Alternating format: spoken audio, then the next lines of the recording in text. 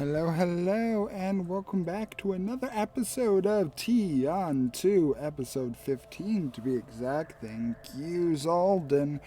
Um, Last week was interesting. Uh, a few unforeseen events occurring. Um, the further conversation with Longstride, the encounter with a very peculiar food vendor, if you will. The affliction that seems to be taunting Leanna. And now, whatever is going on with Estelle at the moment, when she is now conjured herself, but something different. And in turn, has made herself different. Oh, yeah, and let's not forget the dream of Passeth and the taunting from beyond. So much to do, so much to see, and so much to talk about. Before we dive in, did you guys get a long rest already, or were we waiting on that? I believe you gave us a long rest. Yeah, we had just woken up from the long rest from my dream and what happened with Estelle. Okay. We 'Cause, ended with Estelle splitting and, yeah, just kind of stopped there. yeah, we went from Estelle splitting to Passeth's dream to Dream. you having a peaceful sleep. For the first time in a while. Okay.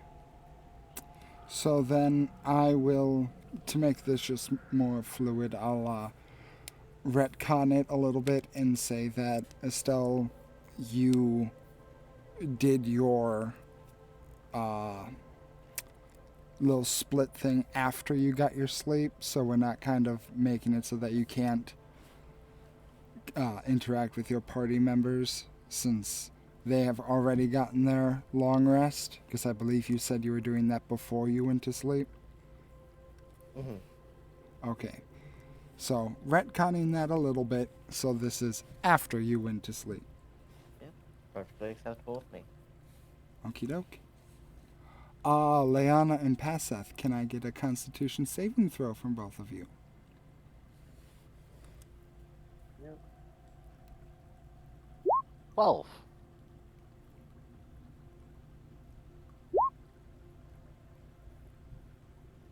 3. 23. Passeth, the morning meets you first as you stretch, yawn, and it's still dark because, you're in a deep underground cavern, but you feel rested.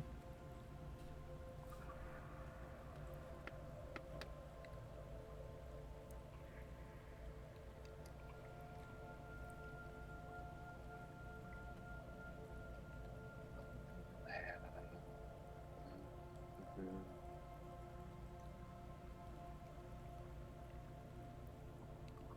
Passeth? Bad. It was a very bad dream.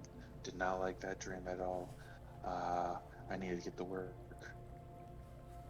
And I do so specifically on my armor. Okay. Um, I will say that as you wake up and as you start tinkering with your armor, I will give you guys a little bit more of a visual of what is going on.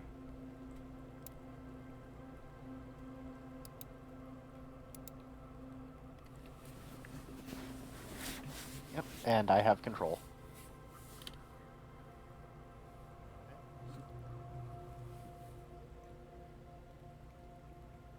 Good, good. Uh, So passeth, you begin tinkering and getting to work on your armor, just trying to focus your mind on what's happening. Estelle, you start hearing one of your friends stirring.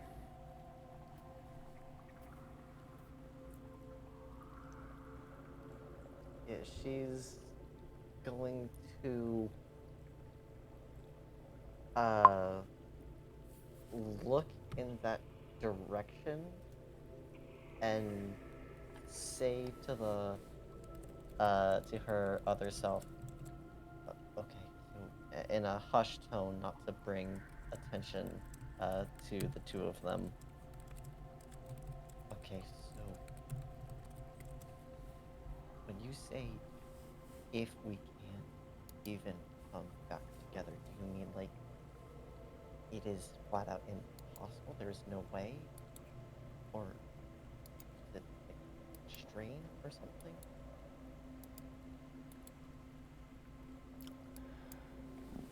She leans in and I know as much as you do. Okay, so let's at least try, okay? Because I, they already have enough on their minds. I really don't want to worry them about something. So at least try, okay?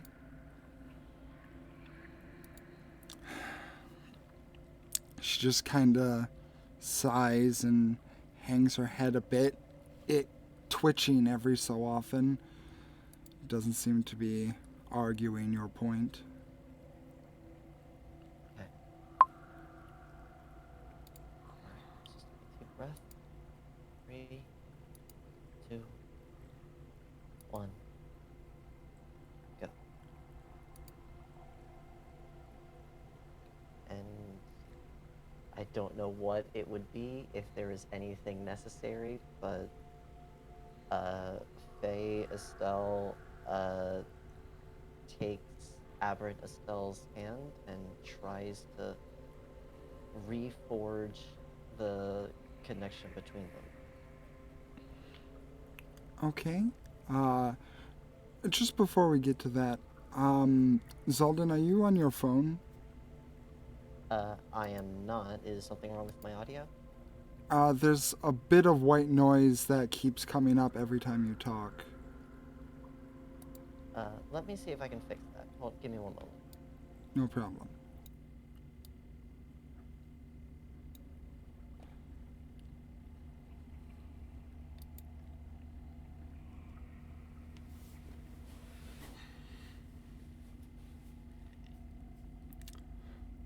For those at home, took me a little while to get my map set up, so probably should check this beforehand. Sorry, guys. No worries. Okay, is this better at all? Yeah, less of that puffy sound from behind your mic. So yeah, that sounds better. Okay, that's good. So, as you and her attempt to make some sort of reconciled bond, give me a charisma check and a charisma saving throw. Alright. First will be the check. And, question. Guidance works for any, let me look at the exact description so I'm not. Skill check.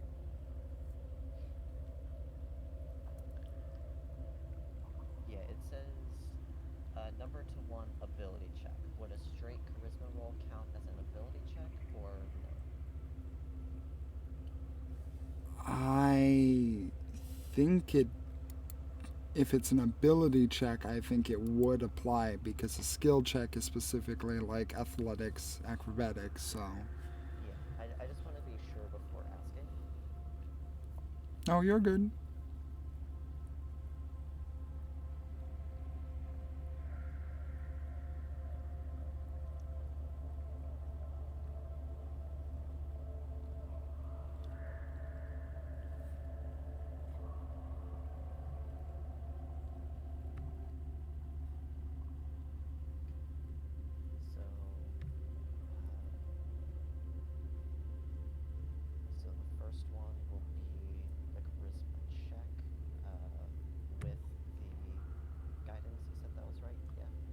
Yeah, that's good. Just want to be absolutely sure. So, first will be the charisma check. That's a 13 with the 1d4. It's a 2, so 15 total. And the charisma save is a 16. Okay. As you kind of take her hand and you focus and you imagine yourself as one being once more, the personality combined from the stars and the Fae into one, you open your eyes again and you're still separated.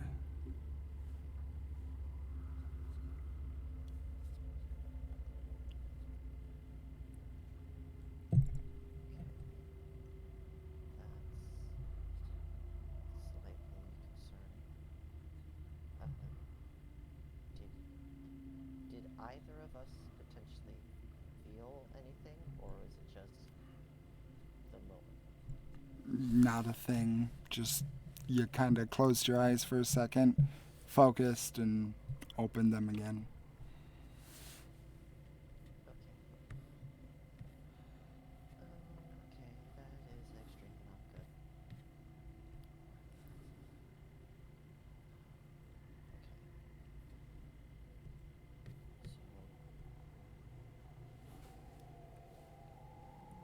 guess that the okay,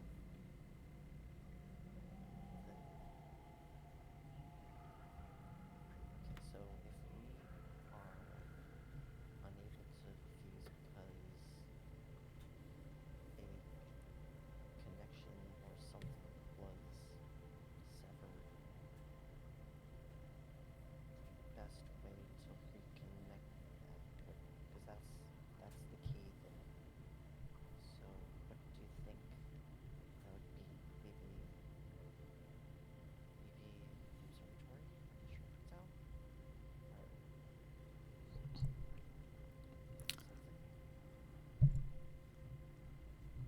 Passeth, you start hearing whispering in the corner of the cavern. Recognize the voice as Estelle, or Oh, yeah. Estelle, you up?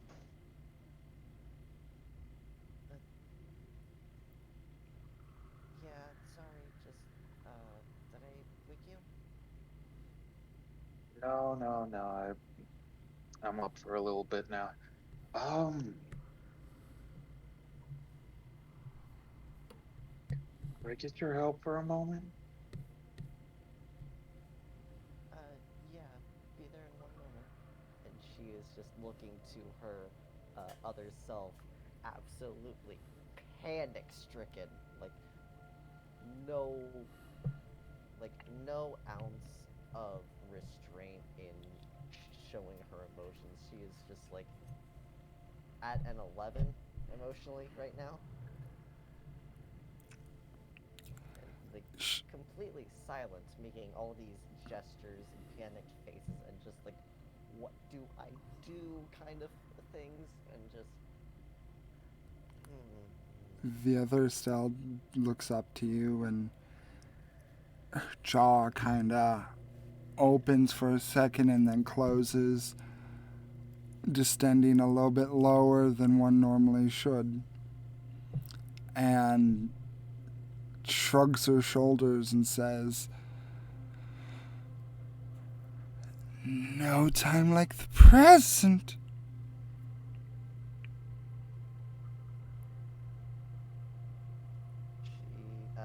Estelle takes 2 deep breaths and then stands back up, a third deep breath, and offers other Estelle her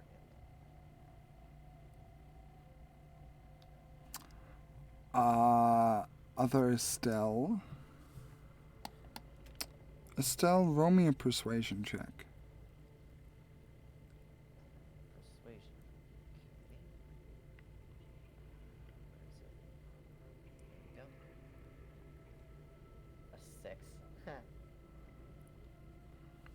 the other Estelle,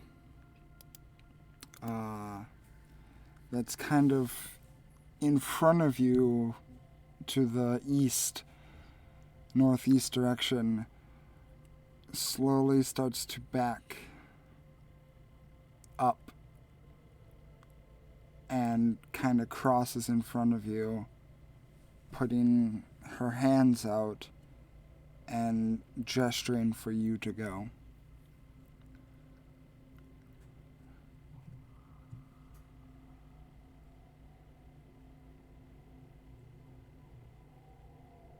She looks slightly confused slash disappointed for a second, but nods her head and starts to head on over.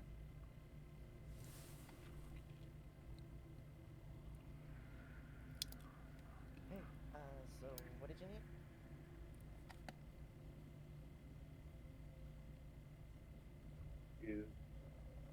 You look slightly different.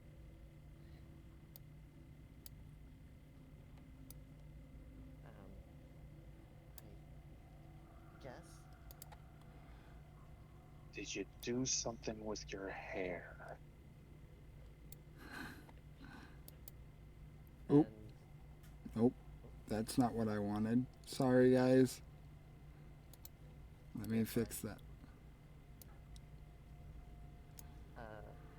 To give a full description of what Estelle now looks like, both of her eyes are green, with more angular facial features. She's a few inches taller, roughly 5'9" to 6 foot. Longer and thinner limbs and body. Her usual green, leafy green clothing looks a lot more autumnal in colors. Mostly orange, but there are still a few reds and yellows in there. The circlet and pendant that she has on used to be a silvery color, but now they seem a bit more coppery. And the gems in them turn from kind of a turquoise aqua looking color to pure emerald. And in addition to the change in color of her clothing, there also appear to be thorny vines growing around them as well. And oddly enough, it seems like the only thing that is unchanged is that she still has a green bracelet on her left wrist, but the blue one on her right is gone. Yeah, you could say that.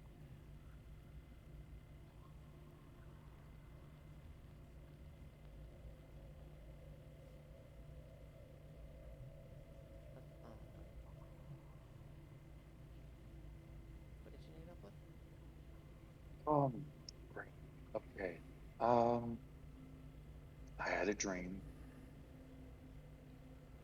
I had a dream about Sin. Pretty sure he's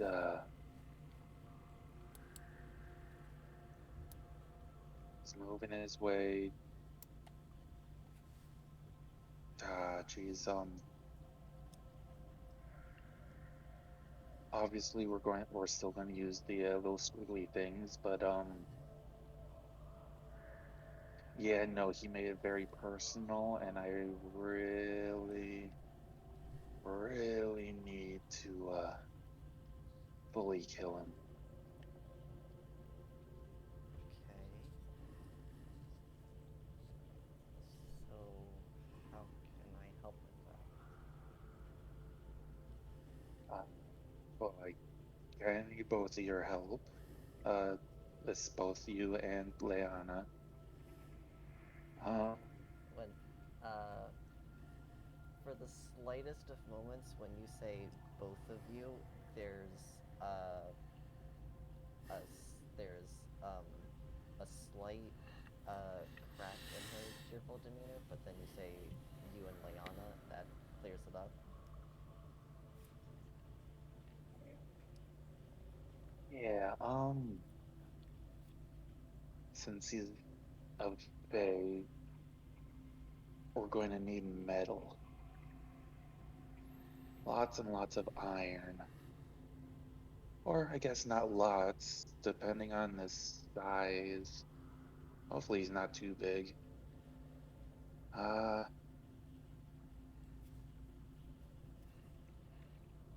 I need to start working on a lot of things, and I don't feel right keeping on running away from him. I'm very sorry for to the both of you that you are wanting to you two want to move on very fast to the next city, town city. Where were you going again? Out of character. Paseth would know. I don't think we planned that far just yet. Okay, good. Yeah, I know we don't have a plan for the next city, but you two do like to travel very fast. Um, Yeah, with everything, it kind of sometimes feels like, oh, well, tomorrow might be one day too late, kind of a mentality I kind of force myself in. right. Um, we need to make a stand. I don't know if this place is really the most ideal place, but again, we can't really move on from here. At that point, Leanna, you start to wake up.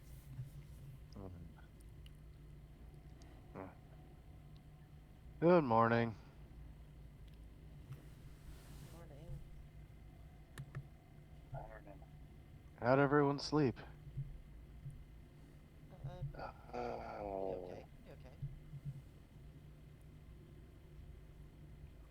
very, very annoying. Very annoying dream. Sorry to hear that. Yeah, Sim's taunting me and made it personal. We're not just going to turn him into a thrall or whatever. Your whatever is Estelle's brother, My right? uncle, Estelle's brother. Yeah. Whatever he was planning, we're not. I don't think we can still do it, but I am going to kill him. Okay. Uh,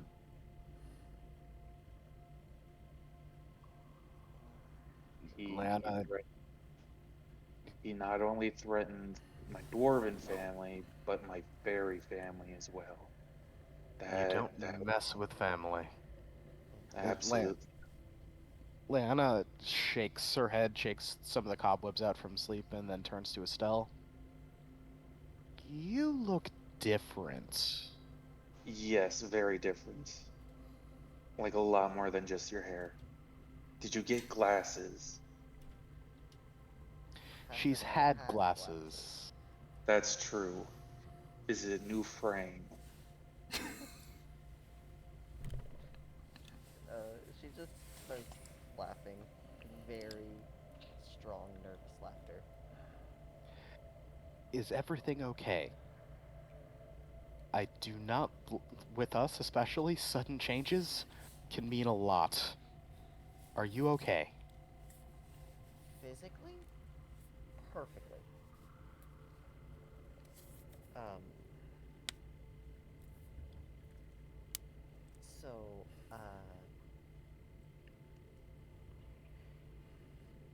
remember, uh, literally just yesterday when I said that I was somehow two of me? I remember you saying that, but I was not mentally present for when that happened. Yeah,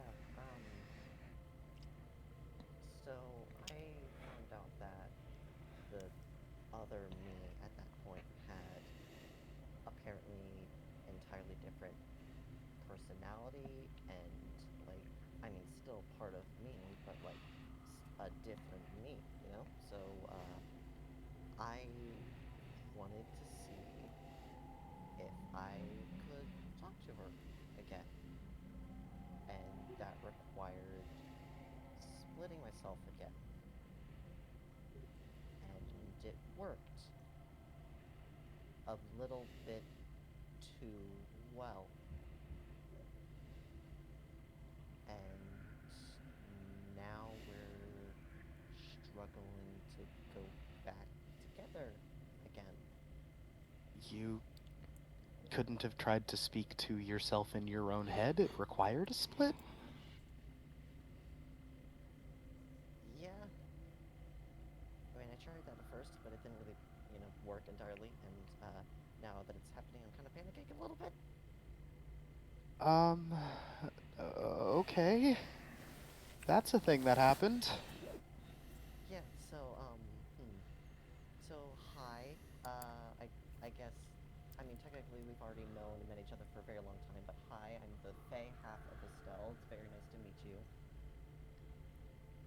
Good to meet you too. I'm so very confused. Trust me, I am too.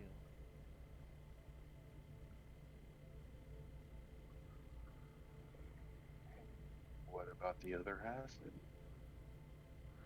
Uh, she's going to. Uh, she's gonna. Raise one hand and one finger as kind of like a give me one moment gesture, and go on over uh, to uh, over to where the other one was, and uh, say to her, You're, "We're all gonna have to meet and travel together eventually. So please get this out of the way quickly, and I can No, get out for any no, longer." I'm not going any. No, nope. Come on, wait. We're going to travel eventually. We have to fix this. And the best idea that I have right now is Shrugnatown. That means we're going to have to travel. That means you will have to meet the others eventually. We. Please. Oh, you're the one that messed this up, yet we have to fix it. Well, I imagine that the best way to fix it is for both of us to be together. I can do all of the legwork, but in order for us to actually, come together, at the way that I'm imagining at least, we do have to be together. And yes, I know, I'm sorry that I did this. I had an idea, and like 90% of my ideas that apparently something went terribly wrong, and I should have listened to that thing in the back of my head that said this was a bad idea, which was probably you, but I did it anyway, and I'm sorry. Can we please just please do this, please?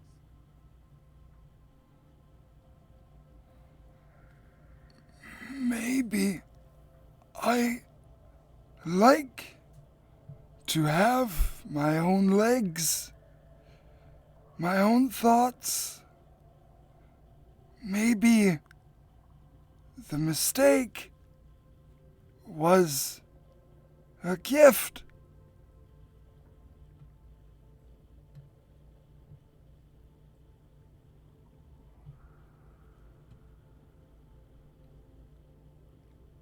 Right. Well, that's perfectly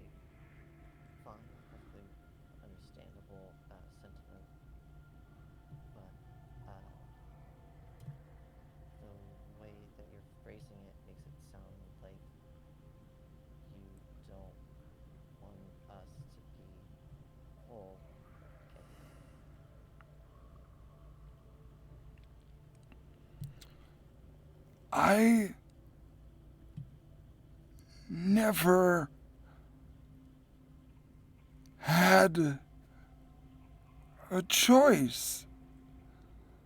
This is new.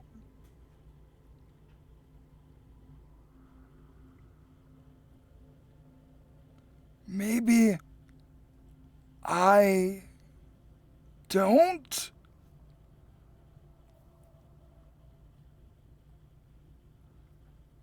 No, that's actually. I feel like I should be upset at that, but honestly, I can't be. It's very, very fair. Um, so what at the current moment, what do you personally feel that you want?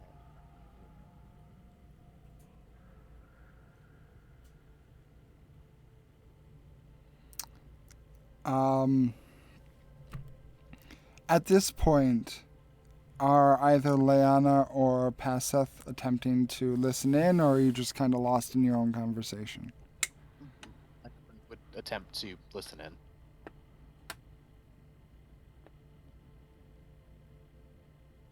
I'm just kind of staring at Estelle just talking to what would be behind a wall or something. Yeah, this appears to be a pile of long strides, doohickeys? And yeah, whoever the more phallic Estelle is talking to appears to be behind it. Both of you roll perception checks for me. I suddenly got very good at this. 27. Uh,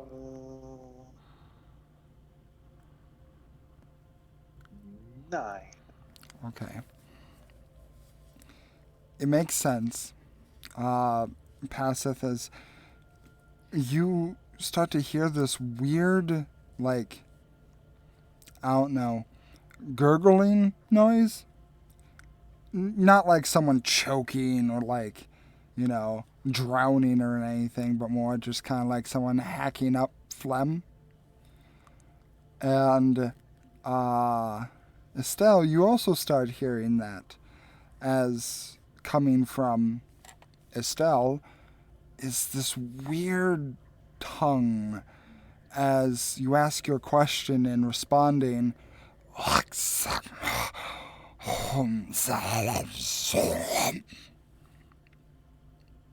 Leanna, Mm-hmm. you would understand this as a tongue not of this world. And as it passes through your ears, it's almost like your brain is caught on like a pause, a moment, a brain fart. It takes a second, even with your magical item, as it passes through your head. But you understand it as what was Estelle's question again? Um, what do you personally feel like you want at this moment? The words start to pass through your head, Leanna, and the gist of what you get is I want to continue to decide, to think, and be?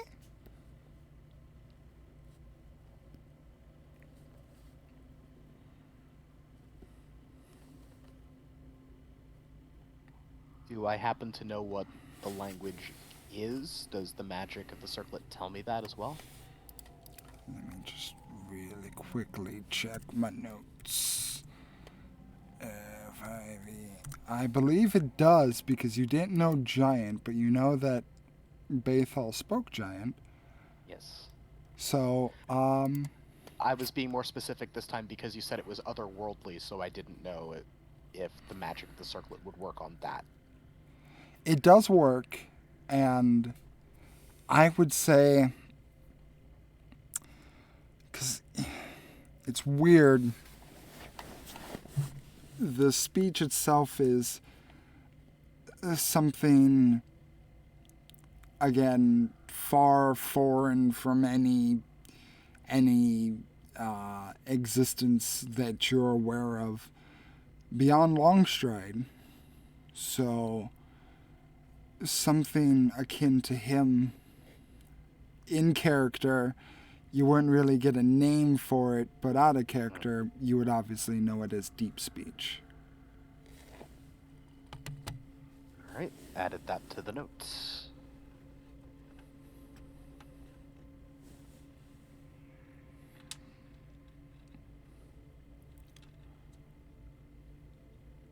I was unaware that you were able to speak that tongue, Estelle.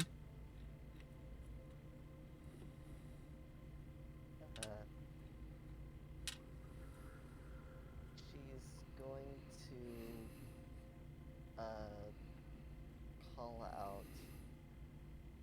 Well, depends on which one of us you're talking about at the moment.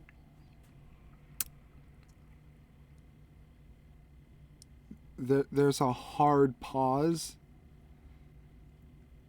and you see full body turning from his little vat, the mind flayer that you know as Longstride looks over at Estelle from across the distance and immediately clocks the new appearance and says, "Oh, my. Now, why do you keep doing what is so very fascinating and just quickly floating up to you and getting right in your face?" Hi, yes, hello. "Hi, yes, greetings." Can I help you with something? "Oh, you can Leanna help will me." also cautiously approach. "You can help me with numerous things. This is amazing. Still, you are able to separate the cosmic entities that constitute your person into the individual parts. That's unheard of. I didn't think that was possible." I didn't either. You know what also I don't think is possible? Getting back together. And I don't think she wants to get back together. The other you. Yeah. I was curious about that. I was wondering if you were into some sort of poetry readings or something, but no, now that I get a better look, and he looks over at the pile, and you can even see from his angle that he's just staring at the pile, but there's almost a calm recognition as he doesn't say anything, but you can feel like for a couple of seconds he just makes a quick greeting, if you will.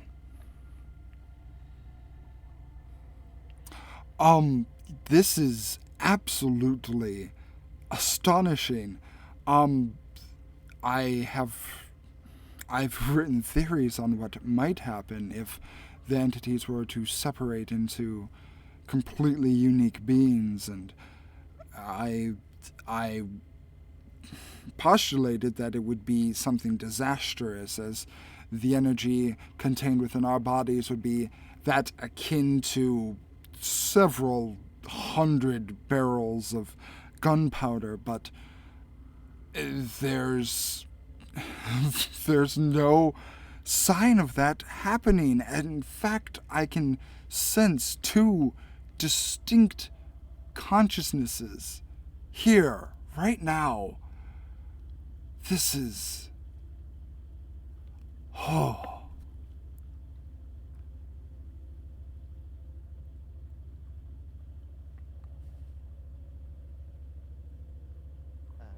Estelle's just gonna take one small step backward just because, like, personal space things.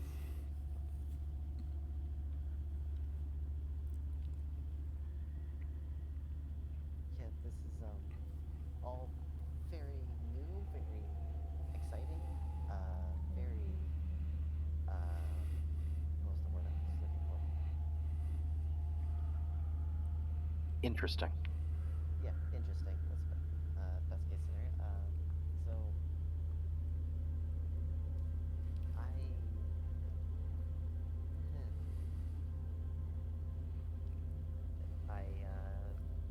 I don't really know how I did it. I was just thinking I want to talk to me and try to see if I could do it, and apparently I did it. If I had known what would have gone wrong, I probably would have not tried to blow us up, but that didn't happen, so at least that didn't happen. Always a silver lining. Okay. There is so much that needs to be... Estelle, what is the name of the woman that looked over you in your childhood? Laurel? Roll a history check, Estelle. Oh. Oh. This is interesting. That's a natural 20. Natural 20. You know it without a shadow of a doubt. Laurel. Why do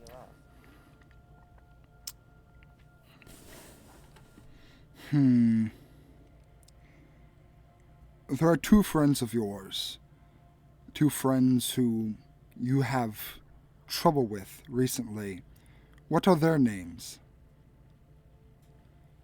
Another history check, I assume? Yes, please. A 22. Again, without a shadow of a doubt. Soleil and Luan. Why are you asking me these things? Considering the fact that you have separated yourself into two separate entities, I am measuring your ability of cognitive awareness and seeing if anything has changed. Perhaps memories, perhaps dispositions. Given that your other half is more akin to myself, and you are now more akin to your friend, the fairy over there. Now, I'm just seeing what perhaps changed in what is now your dominant self, if you were. Ah. Okay. Estelle,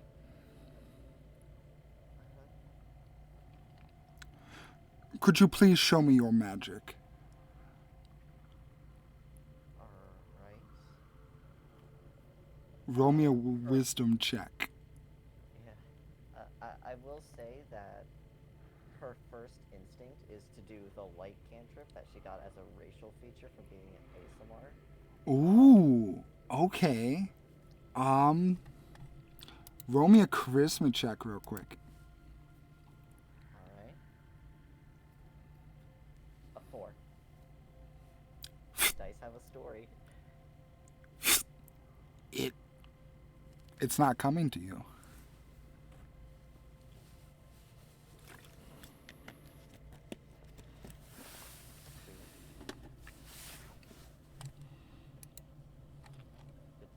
Do that as natural settings. I could... What were you attempting? I can see in the dark, but others can't, so I tried to cast the light that I usually do to help them. You try to evoke light based off of the ability that we have at birth, and yet you're not able to do that. Interesting. So, should I try again, or try something else, or... Yes, try your circle magic. Maybe that would help. Alright. Instead, she's going to, take out her staff and try to channel Shillelagh. Okay, roll wisdom with advantage. Alright. A 19. 19. In a cover of autumn leaves, the staff that you hold aloft in front of you swirls and twists and then solidifies in a brilliant, warm, yet somehow mischievous glow. Looks different. Okay. Alright, I can get behind this. What happens to the crystal at the end? That crystal was the crystal that was used to amplify the light, correct? Yeah. That crystal would.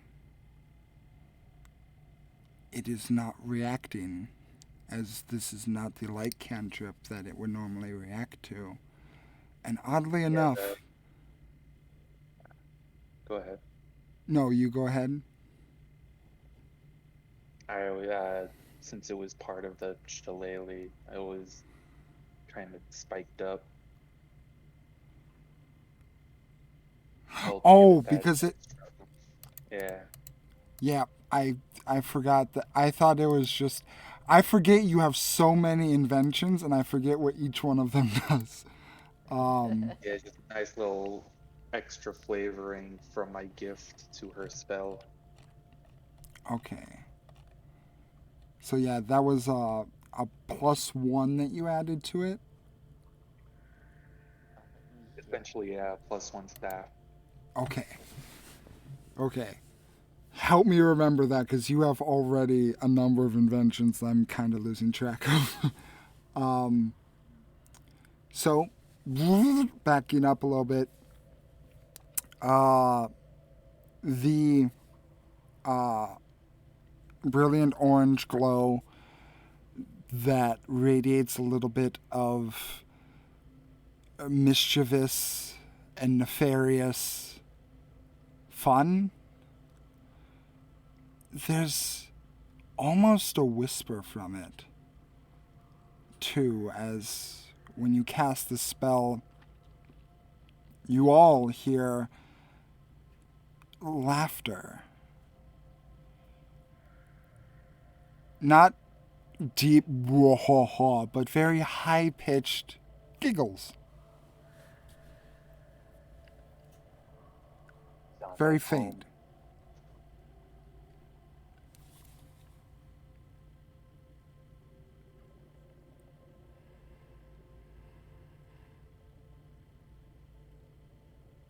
Reminds me of a giggling brook that was by our tree when I was a little kid.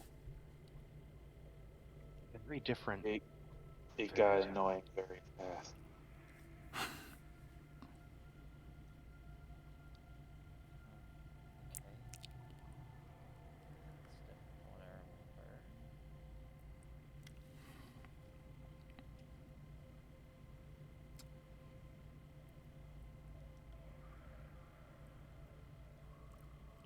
So you're still connected.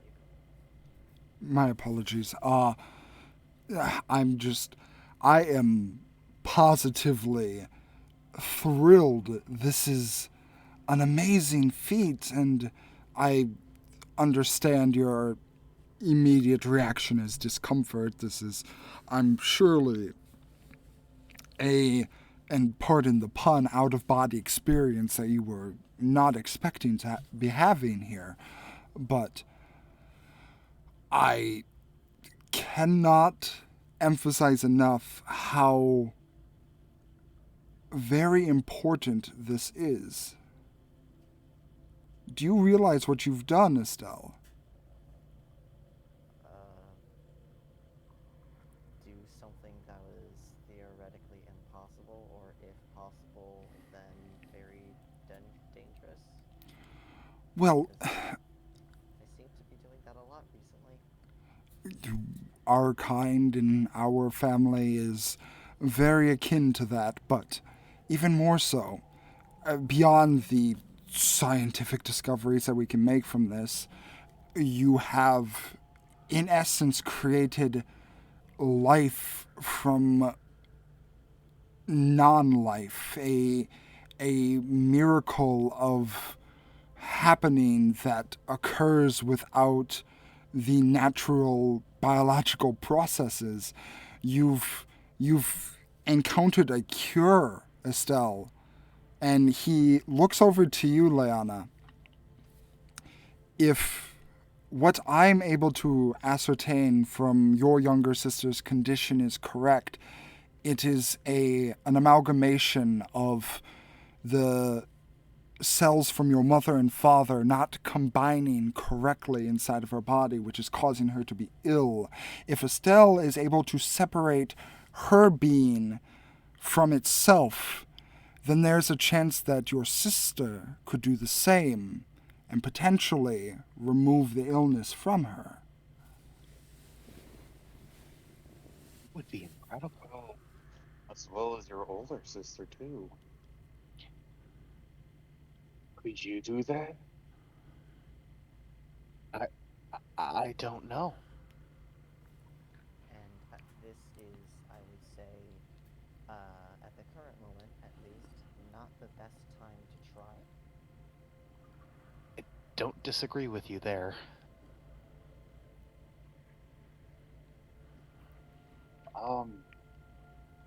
Estelle, what about your shiny starlight form? Are you still connected to the stars like you were? I should be able to. Okay. She is going to try to go into the starry form. Okie doke. There is a difference as the starry form that you've normally taken forms from the tattoos on your body and illuminates from there, creating a umbral shadow across your body normally. Now, there's a distinct difference as the tattoo's still a light, and there's still a hint of shadow, but the shadow seems to be receding from your form. As which form are you taking?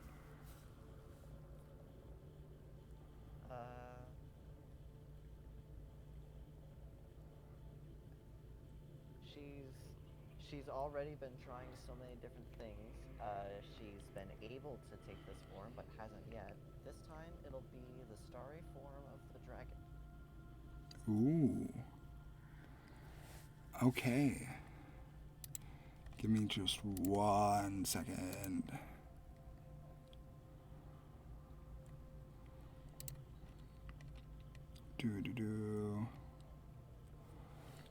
So,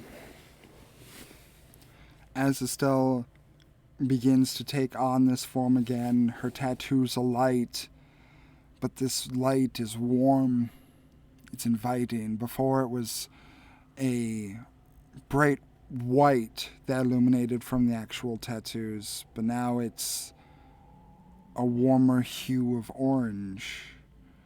And the shadows once there are receding, almost fighting against this new form. About halfway down her body, it changes from a gradient from that brilliant orange to now a black. And the most distinctive difference is now upon her forehead, a circle with brilliant flames around it.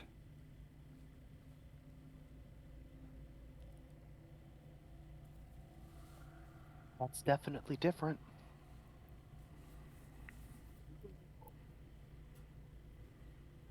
Can I mean, can you still speak with Cirrus and Phial? oh no. She is going to try to reach out to them, both of them. At the same time, Yeah. okay? You focus and try and make some sort of connection again. One that you've made quite easily in the past. 5 seconds, 10 seconds, and you're met with quiet.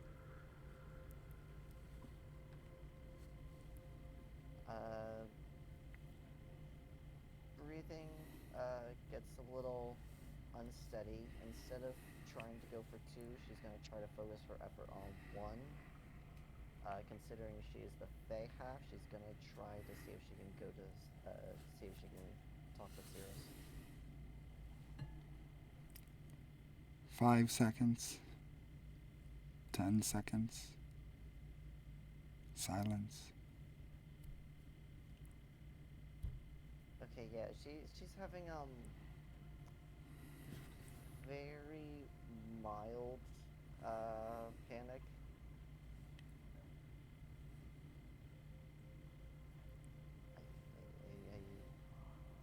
Okay, that doesn't feel right. No, I do not like that. No, can't talk to Need- either of them. Can the other you? She's just gonna spin round 180.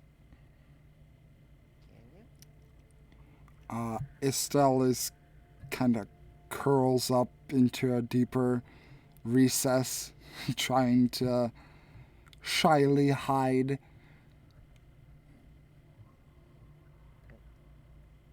Uh,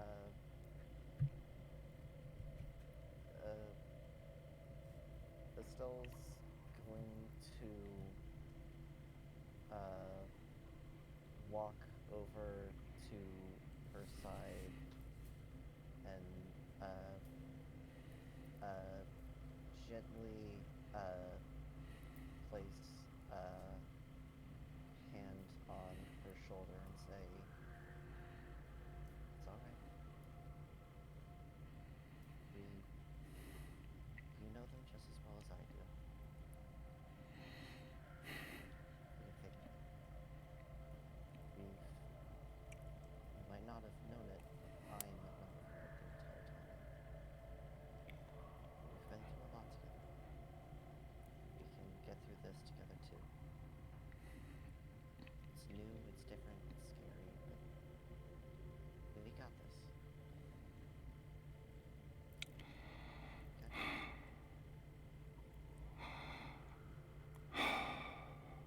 Okay? And she closes her eyes and thinks for a moment.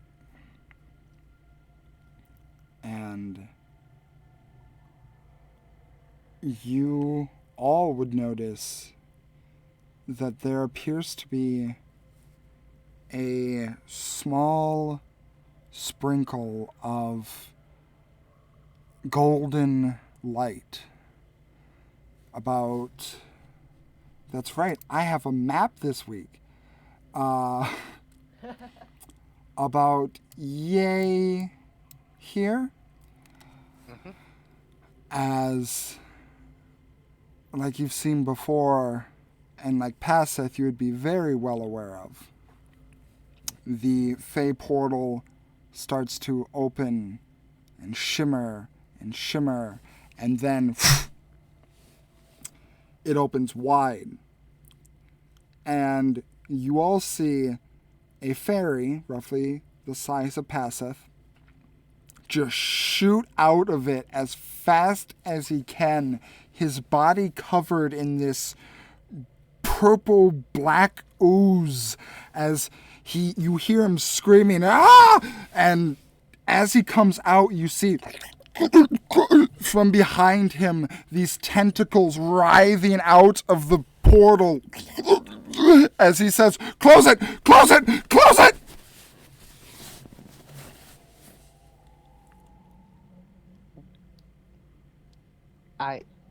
Do I recognize this fairy? You have seen Cirrus before, I believe, so yes. Yes. It worked. Stop whatever you were doing. You just need to stop. It's good. And Estelle opens her eyes again, and the portal closes, and you notice that closes on these tentacles, severing them, and they just kind of flop on the ground a bit before they stop wriggling. And Cirrus is just, oh, I should have gotten a token from him too. Ah, well. Cirrus is kind of just, you know what? I'll make him this deer. Why not? Cirrus is just kind of up against the stalagmite, just breathing heavily.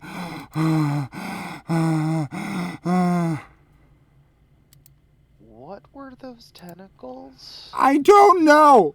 I don't know what happened. Ooh. Ooh. Was working on his armor.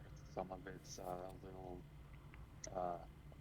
taken apart, so he just grabs the harpoon straight from the arm. And surprisingly strong for his small size, he was able to wield it just like a regular spear and just start stabbing at the tentacles, making sure they're dead and not moving anymore. Oh, Jesus, where were... Or, sorry, fantasy Jesus. By the gods, where were you? So I'm just going to move you over here, as that's where the portal was. Yeah. Oh, okay, sorry.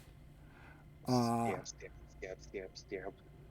Yeah, you stab it a few times, and it's kind of like calamari or like sushi when it's freshly made. It kind of twitches a little bit, but it's pretty well dead.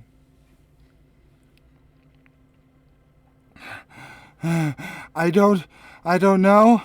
I was in the Feywild, and then everything got really dark and really soupy sounding. And I flew forward, and I saw a light, and I had to get out, and I just felt wet. Everything was wet. Oh, why is everything wet? Estelle is currently focusing her attention on her other self. How is she looking, seeing, feeling, doing right now after that? I think that at the moment you see her fairly well. She's still, very shy, and she's reluctant to move from her spot, but she appears to still be in good physical condition. Alright.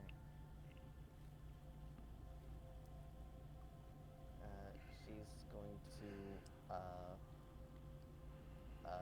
gently squeeze the hand that she placed on her shoulder and just say, "You did. You actually did it. That was amazing."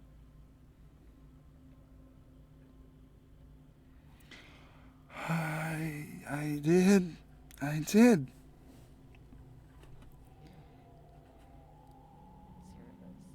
Cirrus is here. He's here. I never could have done that. Be proud of yourself again. That was awesome. She smiles at that and kind of looks away. Her knees are still kind of tucked up to her, but you can tell that she's hiding the smile behind them. I'm gonna go check on Cirrus now. Make sure he isn't, hurt from whatever that was.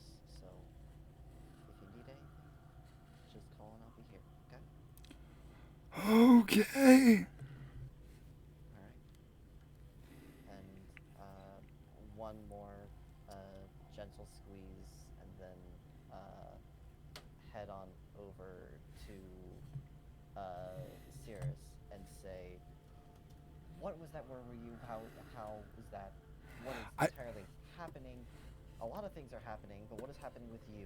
Yeah, a lot of things are happening. What is happening? What is anything anymore? I never expected it to become a sushi roll, but I feel like that's apparently now my future. What did you guys do? Why? Wait. I Uh, yeah, I did something. no. Yes, I've done many things, but this is a very particular something. Yeah. So,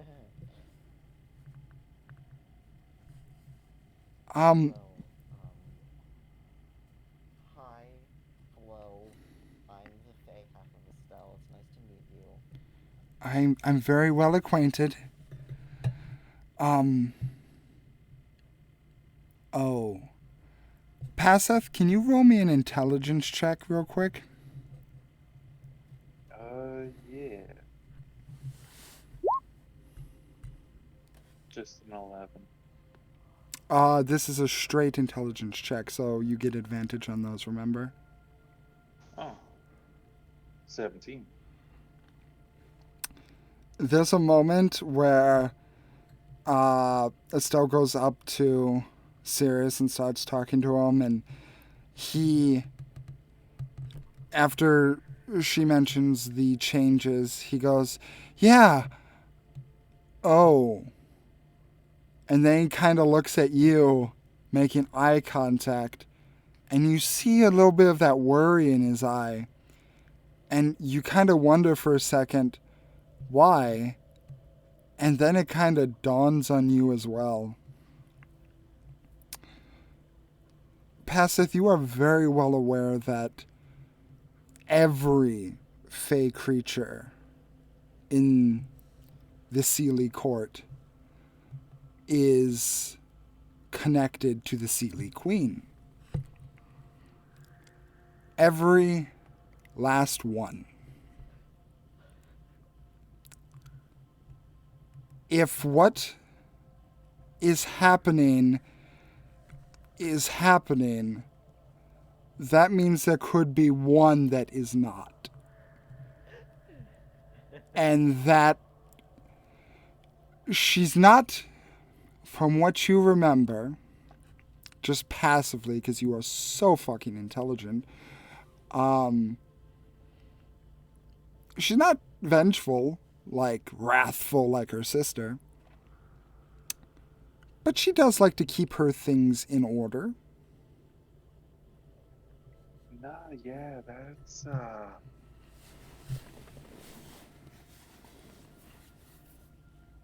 He audibly said, "Ah, shit." For those of us who don't know what's going on?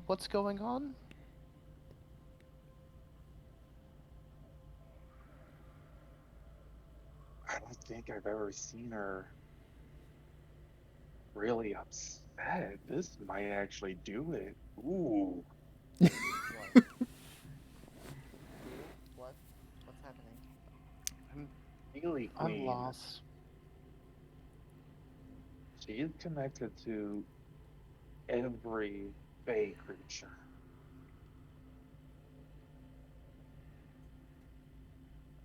I don't Okay. think you're connected to her, Estelle. And while she probably is not gonna, she doesn't hold grudges, but this might tick her off something fierce. Okay, I so don't understand. A, a spoiled brat has one of her things taken away from her, or at least maybe something that she perceives to be taken away, or at least something that should be hers isn't. So she would kind Oh, of want it. Yeah. oh, oh, that's bad. okay. Especially if this spoiled brat, as you say, is as powerful as everyone's freaking out and making them out to be. Well, That's not a she's good thing. she's not the unseelie queen. She's not gonna be all like, "Hey, I'm gonna send my monsters after you and make you eat your butt" or anything like that. But like, I Yeah, mean, we already have one of those after us, apparently. wait, Yeah, that's my problem. Sears just hard turns to look at you. The A oh lot's going oh you're. He looks at Estelle. You're running with the idiot that decided to steal from the unseelie queen. Yep. Not Oh, that we had a clue that it was going to happen when he did it. oh, good. Oh, okay, cool. This is this is phenomenal. Okay. Hmm. Okay. Wait a minute. I just thought of something. You, uh, you, where were you before things went all black and soupy and tentacly? I was I was by my oak tree. Okay. If you were there, then you suddenly went to blackness and everything. Uh, uh, she's gonna turn to Longstride and say, "Do those tentacles look like they're from something that would be in what was it? Far realm?" As he kind of looks over and inspects it, they aren't unlike my own, but they are far thicker. Probably a, uh, mm, perhaps an aboleth. I'm not quite sure. They, a lot of the creatures in the far realm are of various builds and makes, and by its very nature, they tend to change in order to adapt to the sheer madness that is that realm. It would be hard to say without getting more of a sample. Okay. So that was basically a yes to my question. Something from the far realm. Then she's gonna look back to Cirrus. If you were in the Feywild, then you're suddenly in the far realm. Do you think Froyo is from far realm, then is now suddenly in Feywild? It, there is no way that foe is from that place. Okay? Then, huh. Well, I am Fey part, yes, and then also learned recently that the other half of me is Celestial. apparition. Sorry, you said something. Yeah, he interrupted, and when you said the other half is, he said celestial, filling in. Huh. A No. celestial would still be outside, right? Well, I So mean, that sorry, go ahead.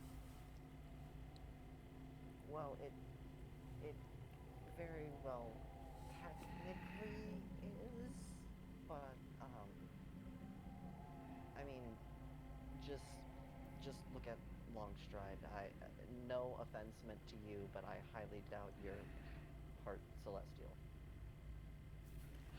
None taken. And that's when Sirius goes, "What are you talking?" And he actually looks over and past Leanna and sees this towering, tentacled face abomination, and immediately just shoots to another stalagmite and goes, "What the fuck is that? What the fuck is that thing?" This is Richfield Longstride, and he was formed the same way Estelle was and the same way my mother was. Bullshit. Nope. Nope. 10,000 times nope. That is a calamari with legs.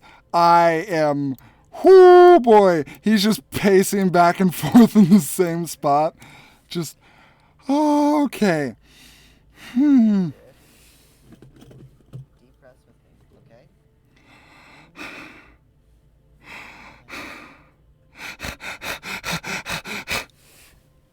And out. We good? Sure. Yeah. We're good for the moment. That's fine with me. So, that's apparently, I learned just yesterday, my brother. If it'll take a really close look, but he does have the same blue and green eyes that I do, or did. Green, all green now. But Same eyes that I do, which leads me to wonder if there's anything else that I'm able to do.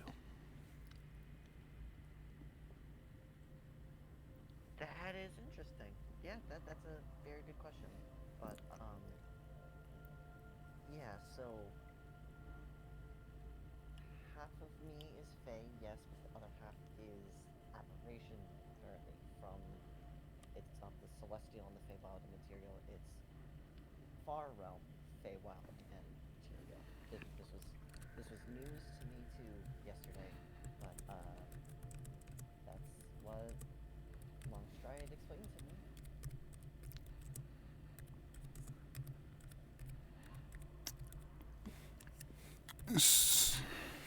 So Sirius kind of flies up to you, looks you in the eye, and says,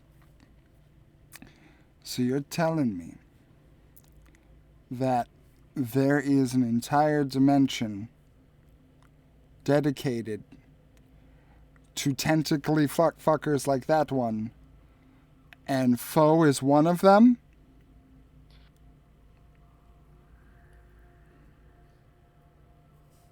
She genuinely considers the question, then decides to regard them as two different questions.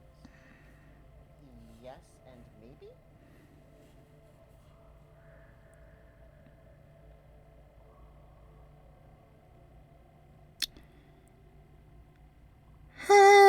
He just kind of floats down to the ground, and it's just absolutely lost in the moment. That thing that you did before when you grew wings and glowed, are you still able to do that? Um, I mean, I can try. I don't think so if the light didn't work, but I can try it. Alayla was able to, which is another reason why I think I might be able to do something like that, is remembering when Alayla fought us and she grew those bone wings. Skeletal wings. Alright, I doubt it'll work, but I'll try. And, she's going to focus on trying to do the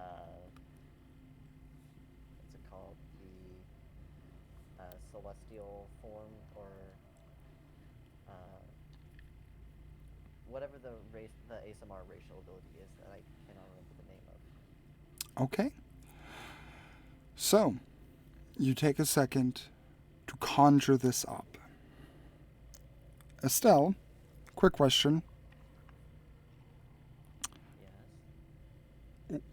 What is the first fey creature that passes through Estelle's head that is not currently in the room?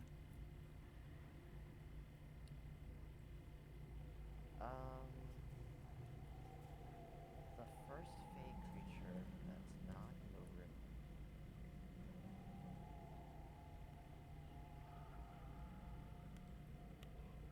That is an interesting question.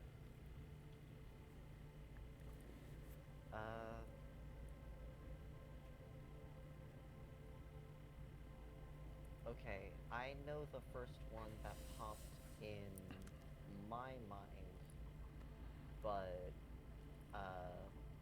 would Estelle know of blink dogs? They're fey, right? Yeah, they are. Oh, Okay. yeah. They're the best boys. Okay. So that's the first fey creature that passes through her head? Yes. Okay. So, Leanna, as you ask her this question, and Estelle, as you take it upon yourself to conjure this celestial form that you've conjured before, you guys see another sputtering of the golden light. Estelle, your eyes are still closed, focused, and another portal opens. But this time, there's not a fleeing Cirrus covered in goo, but a dog that kind of pops in and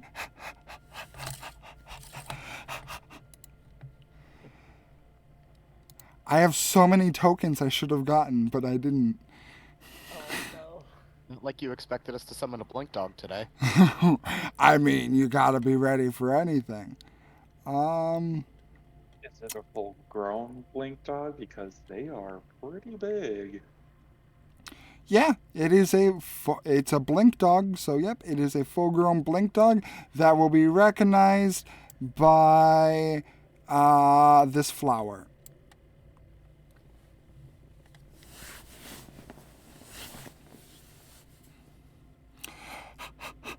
Leanna raises a finger, opens her mouth, pauses, and does not continue. She is very confused. My gosh, you summoned a blink dog. Oh, these are the best. Oh, I love blink dogs so much. I just giving him all the scritches. But The dog just dog? fully licks your entire body in one go. This is great. I'm very lost. I don't know how I did that. It appears that your ability to summon those wings have been replaced now with, I presume, an ability to conjure something from the realm in which you hail from.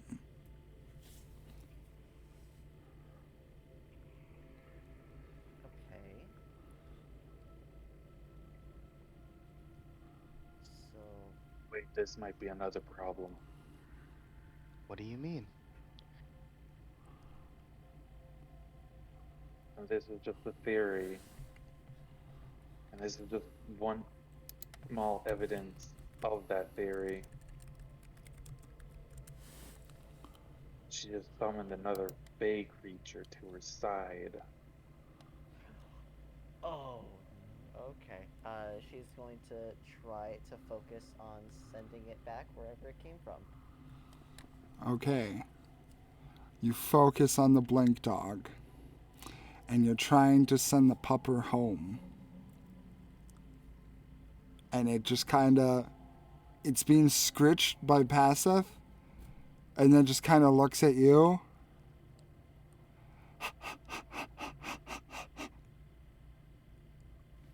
Cocks its head to the side, and you hear it.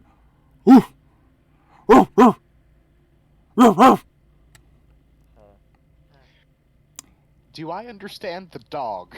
Leanna, as you understand Blink Dog, which is an actual language, yes, those at home, Oh, hell yeah.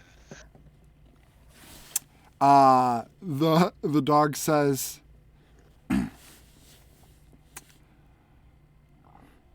"This is new, but fun. Fairy tastes good. Where are we?"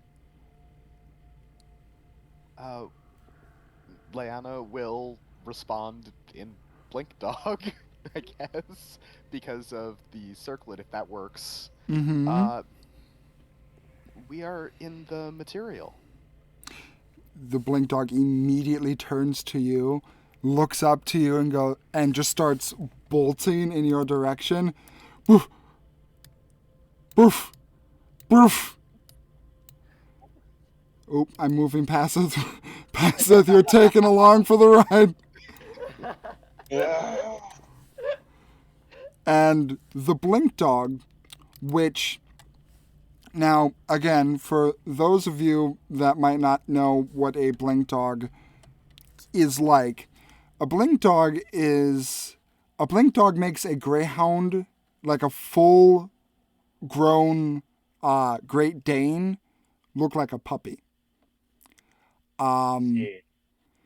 It is a big, meaty dog. And it has black claws that are several inches long and a couple of inches thick. And with a big goober smile and sharp teeth lying in its mouth, it just stands up on its hind legs and gently places its paws on you, panting as it looks down. "You understand me. That's good." Yeah, I do. It's great. How are you doing other than confused? "Oh, I'm really great. Everything is great. I got scritches, which means now I am happy, and there are no cats here."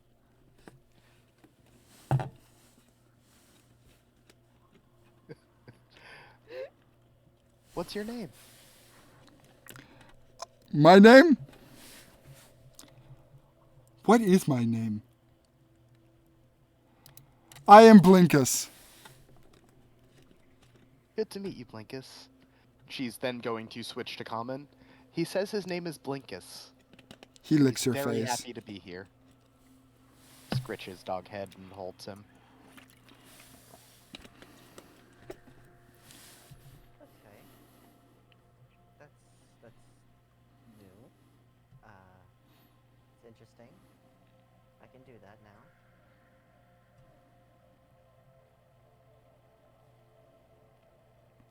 And I tried but could not send him back.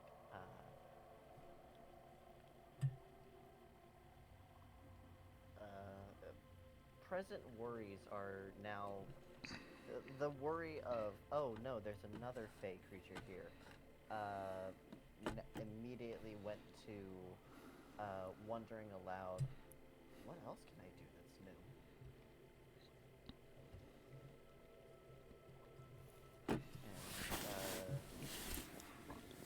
And this will be where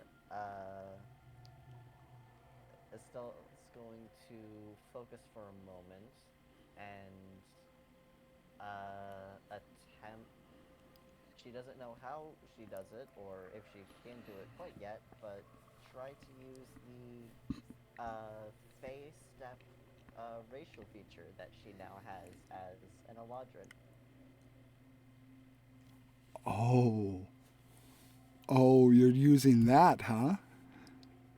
I'm, I'm, I'm trying. I'm curious now. Estelle's curious, and she is just like at the current moment, she is just wrapped up in. All right, What else is new? What else is new? What else is new? So that's Misty Step, correct? Um, it's Basically, yeah. yeah, it's Yeah. basically Misty Step. Yeah, it's uh, once per short rest as a bonus action, teleport 30 feet to an unoccupied space you can see, and at third level and higher, it gains an additional effect based off of the season. It's always fall. It's always fall. Oh Yes. boy. Oh god, you guys are just throwing all this at me.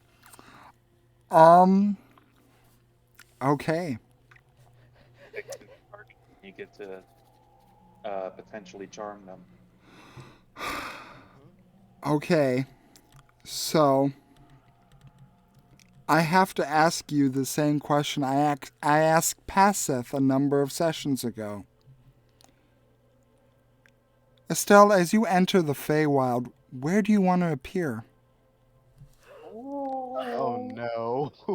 The tree Cirrus was. No hesitation. That's the first thing that pops in her head. In a moment, as you guys are talking and trying to figure out what's going on, Estelle disappears, blinks out of existence. Where'd she go? Where'd she go? And Estelle, you now appear before an oak tree in the middle of summer. It's tall, grand, about 60 or so feet high and about 30 or so feet wide. The surrounding area is lush with green and brilliant vegetation. The sun is warm. It's warmer than it's ever been on your skin before. You hear the sounds of animals that you've never heard before. Chittering and squeaking off in the distance. It's so calm, so nice. And it's almost like there's a haze over your vision, not of something trying to obscure, but like recalling a fond memory,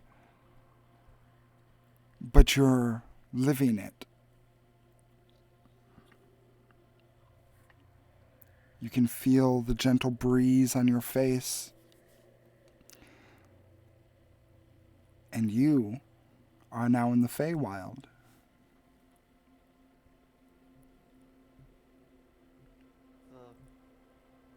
The first thing that pops in her head is not, wow, I teleported myself to the Feywild. It's, wow, why is everything so hot? Because this is summer. She has never experienced summer.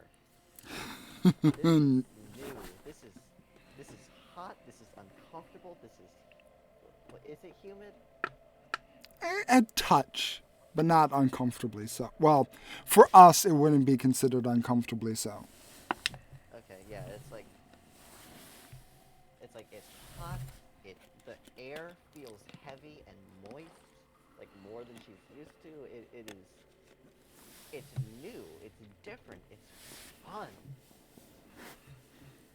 But seeing, wait, giant oak tree, Cirrus was there. She doesn't. She's just gonna try to look. She's gonna give herself guidance and try to, like, look around in the general area for if if her theory is right, Foal might be somewhere nearby. She doesn't know, so she's gonna look. Okay. Roll an investigation check. All right. With that's a 28, Chief, for a natural 20, and let's see where that 1d4 guidance gets me. A 2, so that's a 30 total. So you guys just want to be the death of me. Is that what I'm getting here?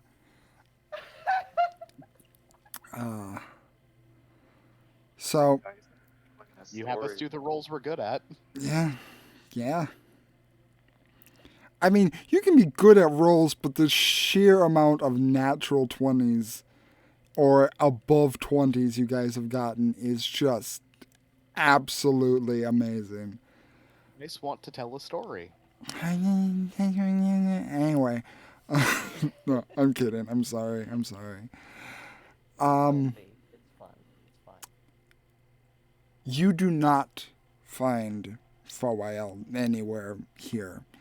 There's no sign of her presence, but I would say that distracted for a moment, because there's just so much, you look at the tree and you notice the holes in the tree. And you notice they're not holes, they're windows. And curiosity grabs you, and you begin to investigate. Inside one of the windows, you look in and you see what can be described as a very small dining room. Looks like what one would use in a dollhouse almost. It has a table, small chairs. Looks like there's a stove. Weird. The technology looks a bit odd here, but nothing warning of danger. And through another window, Tree. You see a bedroom. There appears to be a bed, a dresser with a mirror. No furnishings. You notice that in both, that it appears to be like a basic setup. Like, you got the fundamentals, but what makes a house a home is still missing.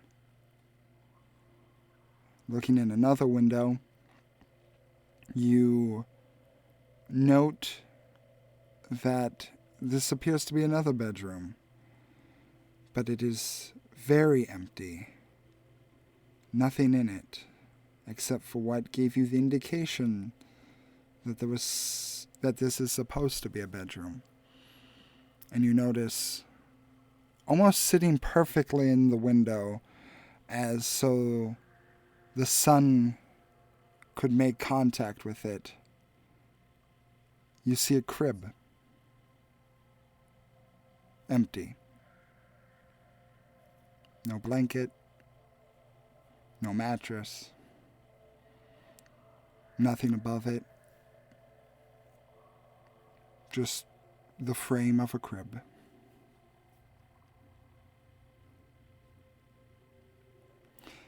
Now, with that natural 20, I will ask, do you want to continue looking at the tree?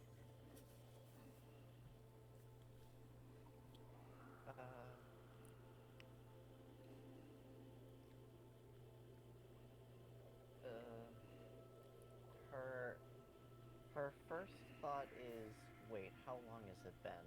Then remembering that, oh wait, Feywild, time's weird, I think.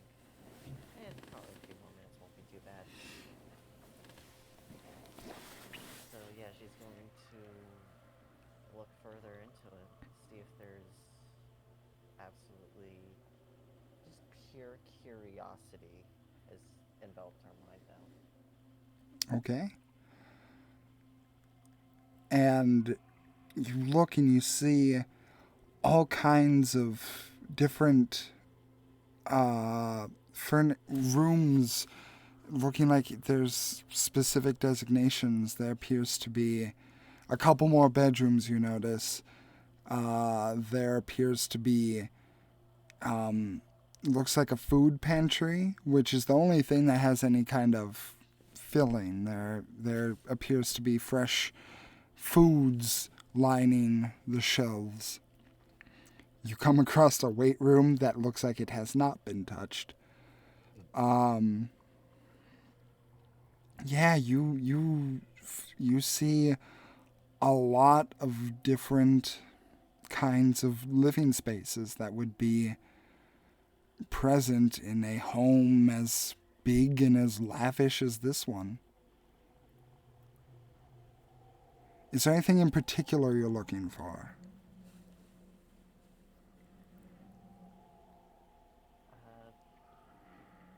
The two biggest things on her mind right now are, well, there were three big things, but if there's no sign of Foyel, then the next two are, does it seem like it's been lived in recently, and two, is this Sirius's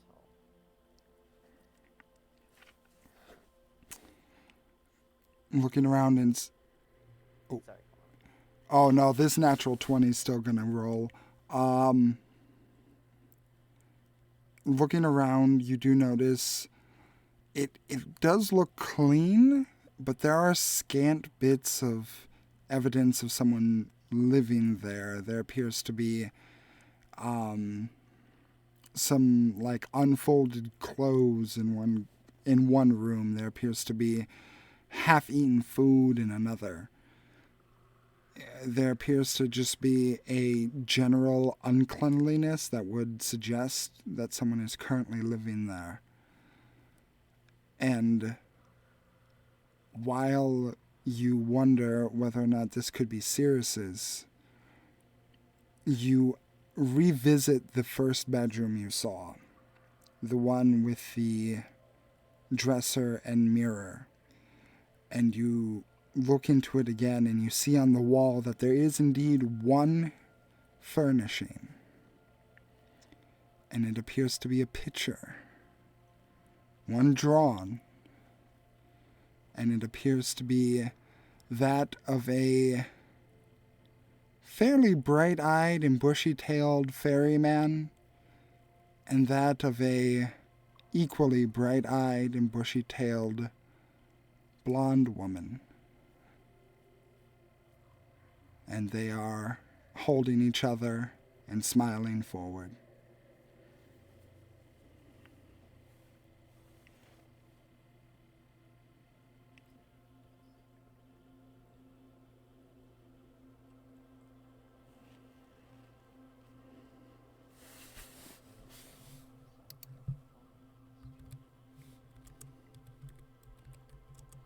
And she just kind of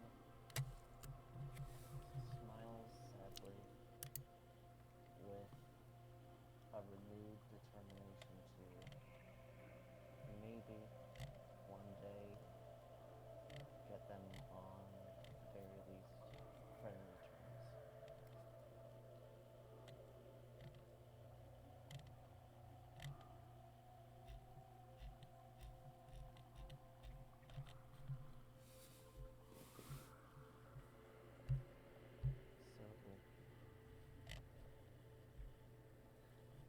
So, at the current moment, with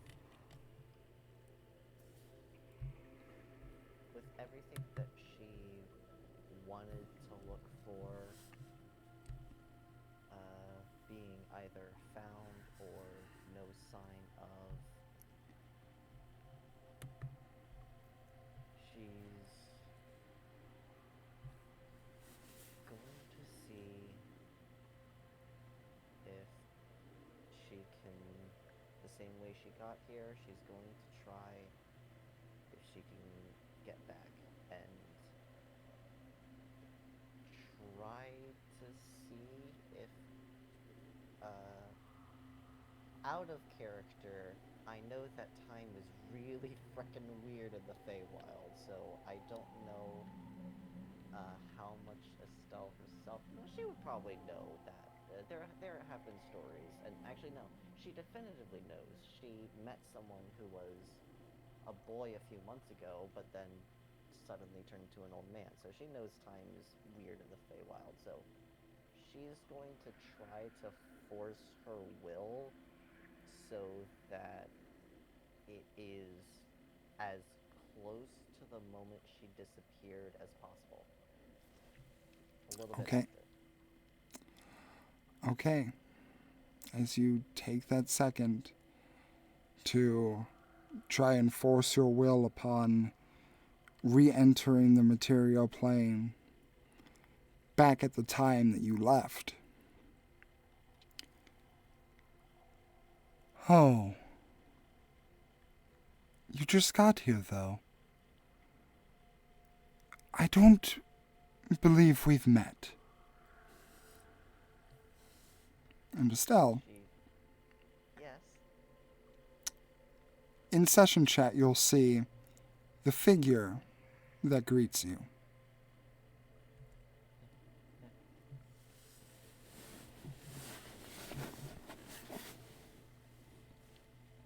As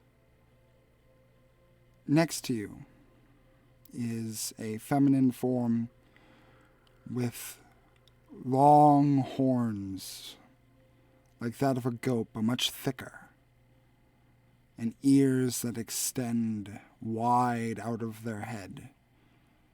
Similar to an elf, but instead of back, it's more straight out. Her body is clad in a golden form. Her wings are blackened, but not like that of night. It's an interesting shade, one that, while one would normally imply with darkness, is more akin to a burn.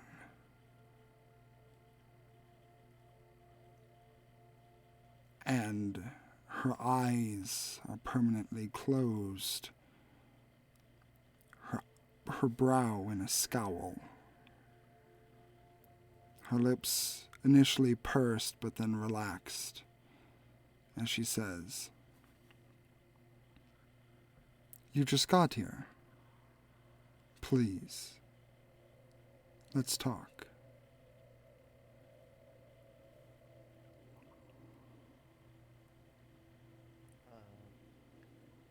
Estelle, for like a second, like a full entire second, just is frozen. Not like you would think after what she's just heard out of fear, but no, more so out of awe. And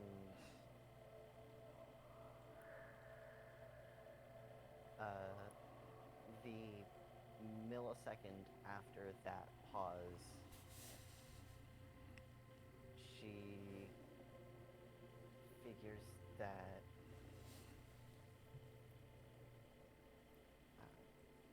she kind of,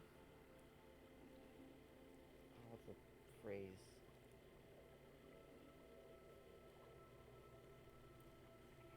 You know what? Yeah, I'll take that. She just doesn't really know what to do for the current moment except for just like awkwardly uh kind of do a standing bow. She doesn't really know if that's proper, but is doing it anyway, just out of hope that she doesn't offend her. Well, it does seem that you know your manners. That's good. That'll make this easy. You have stepped into my court, And you also appear to be someone that is not only not of my court, but not of any. Why do you come to the summer court?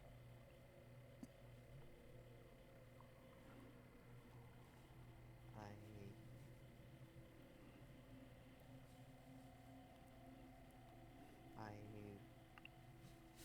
am a half that was recently split. I found that I could do things I couldn't before, and I was experimenting, and the first place that I thought of to come to was this tree. Coming to my court would be the first place most people think of. That is understandable. There's kind of like a shit-eating grin that kind of grows on her face. More smug. Well, I've determined that you have both good taste and manners. That's good, and this is going well. But I'm still curious. You don't appear to be of any court, yet you don the skin and colors of my sisters.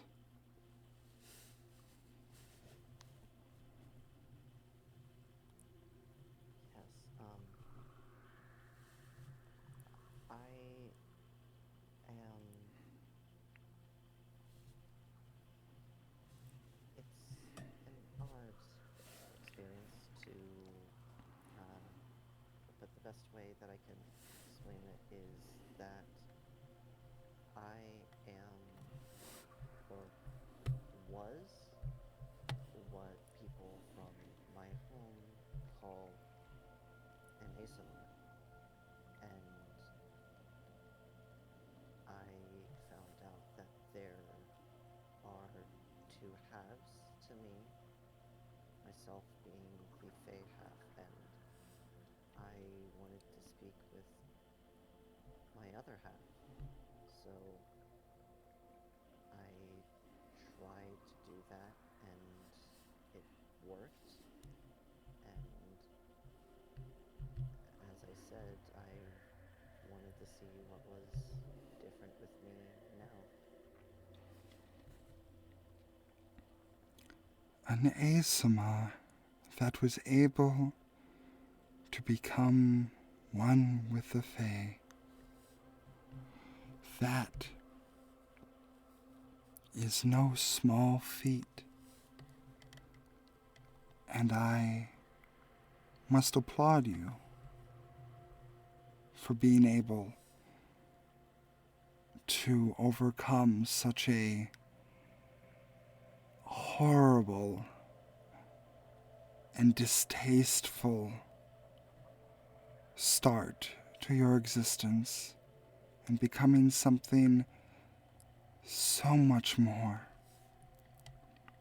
And she begins to extend one of her hands out to you, and just a moment before the hand touches you, boom, and you are blinked out. Oh, okay, okay. Guys, as Estelle blinks out of existence and you're curious to where she goes, Leanna, you call out, where did she go? The immediate next second, she reappears. Where do you reappear?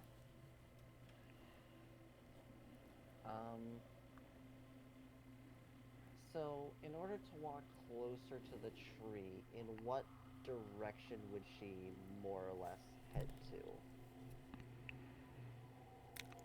Probably that would be the northeast. Then Estelle would be approximately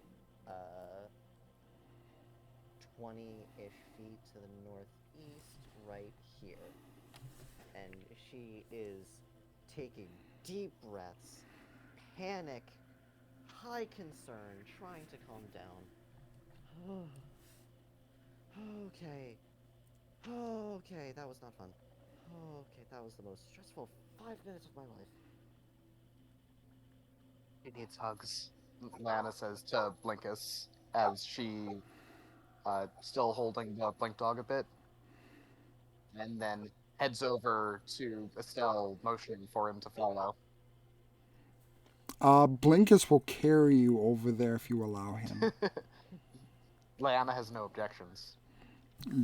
Blinkus just immediately carries both you and him over to Leanna, or to Estelle, and just stops.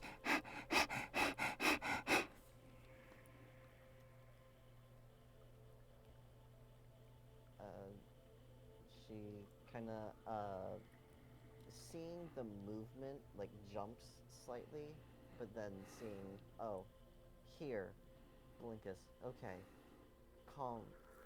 slowly calming down.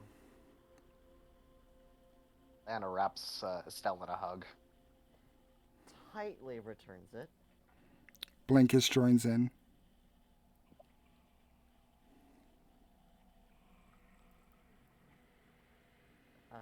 She's gonna call out to Passeth. So, or not to Passeth, well, to Passeth and to Cirrus. So you know the part where you were concerned that the Queen might find me? Oh no. Well, apparently I teleported to the Feywild.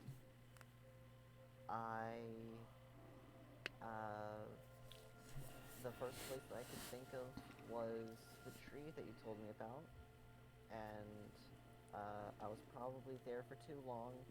She noticed me, talked to me. I was completely 100% honest. I felt like that would be better than even half-truths or invasive technicalities of truth. And I am worried. Wait. Kid, wait. You talked to the Seelie Queen. Yeah, it was hot there. Slightly, like the air felt heavy. Well, it was your tree, you know what that's like. But, You brought the Seelie Queen to my house? she came to me. I didn't bring her there. She came to me. He looks at you past that thing, he's all like, what the fuck? That she teleported to the Feywild.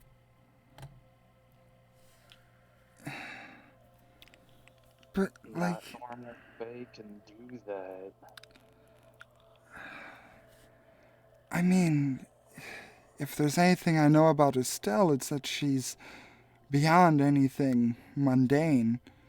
But, I mean, you talked to the Seelie Queen. I mean, what was she like? Was she as beautiful as the stories say? She's going to give as good of a description as she can of the image posted in the session chat. Okay. And Sorry. and it won't be a perfect description as well and as eloquently as you put it, but still would be good enough description to get the idea.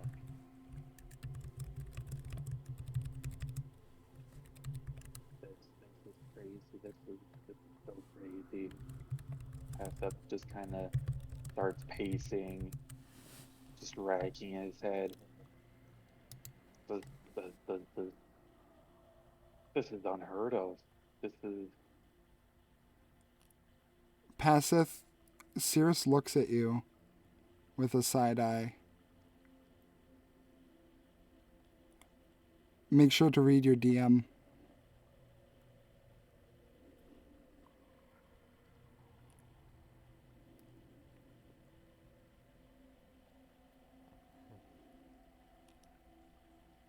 no, yeah, that's not the Sealy Queen.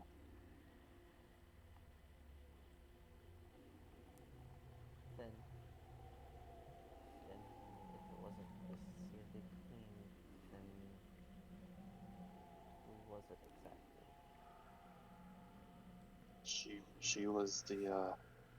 She was the Summer Queen. You Okay, met- that does clear up one question I had. That's still amazing, but I'm glad, kid, that you didn't meet the the Sealy Queen herself. That would have been much worse. Okay. For those of us who don't know all that much about the fairy courts, just fairy tales, what's the difference? Well, I'm used to expositing a little bit more. If you don't mind me taking over for this, Passeth. No, yeah, go ahead. Well, there are, unlike the Unseelie court that has basically just one dictator, the Sealy court has, let's just say, a lot of politics. There are, on the bottom level, essentially different kinds of dukes and bishops, which are all kind of middle management, if you will, of the specific seasonal courts. On the bottom level, right above the actual just normal everyday people like myself and Passeth. Then you have the queens of the seasonal courts, the summer, autumn, spring, and winter. And above them, you have the Sealy Queen.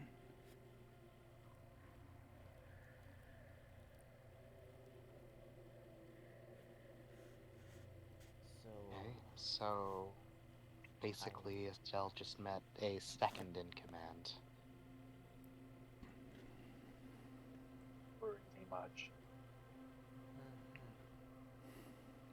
Okay, basically same feeling that I was getting when we randomly stumbled upon the Queen of Tiān.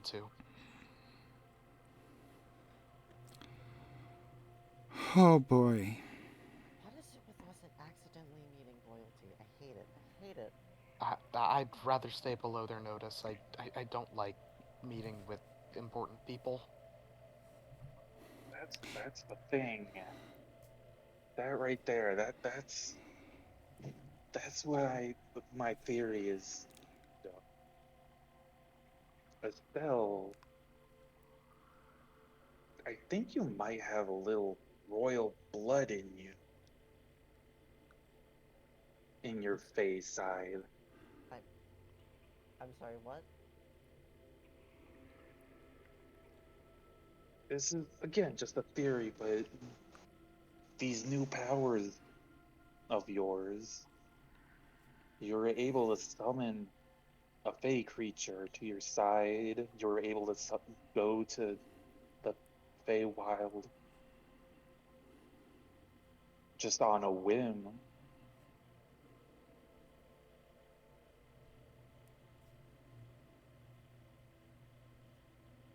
Like, I don't know. Would I know if a duke would have that kind of power? A Fey duke? I would say I don't think you would need to roll. I would say that to your knowledge, no.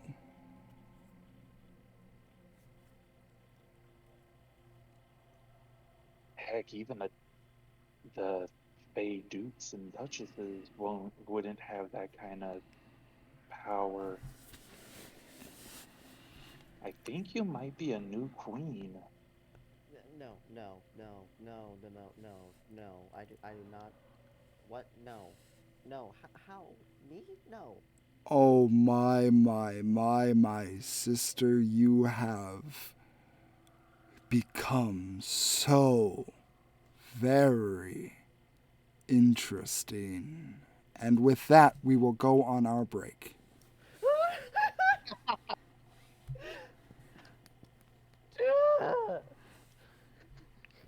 And Okay? here we go. Go. During that entire thing, I wanted to say that during that entire thing, I swear to God, with the sheer amount of revelations we are having right now, we aren't going to leave Longstride's place for another 3 sessions. Add to the fact that Liana is going to again probably try and activate an Asimar form. Oh, I am. Ah! we'll see you guys after the break. Yep. And we're back. So, group, what the fuck? That's my question. Yeah, that's all of our questions.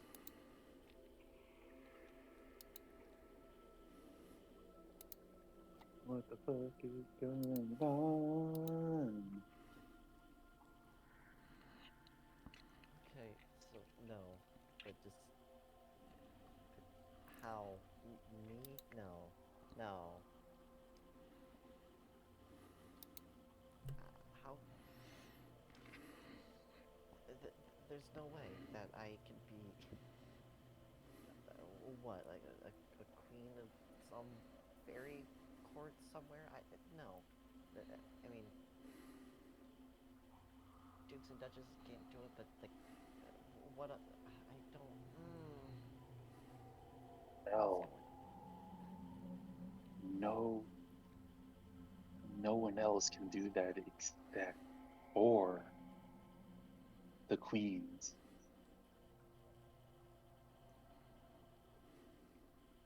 But has What do you think about that, Marcus?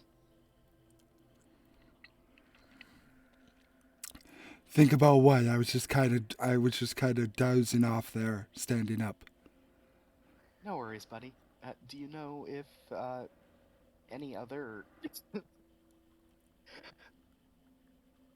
character coughing? Apologies. Do you happen to know of any other Fae who is able to teleport to the Feywild from the material without use of a Fey portal? I know those pesky cats can do that sometimes. Thank you. So apparently cats can also do that? Some kind of Fey cat? Are you a cat, miss? He's asking if you're a cat, Estelle. no? Don't wild shape into one. He doesn't like cats. No, I'm very much not a cat. She's not a cat, bud. Okay, good, because I would chase her then.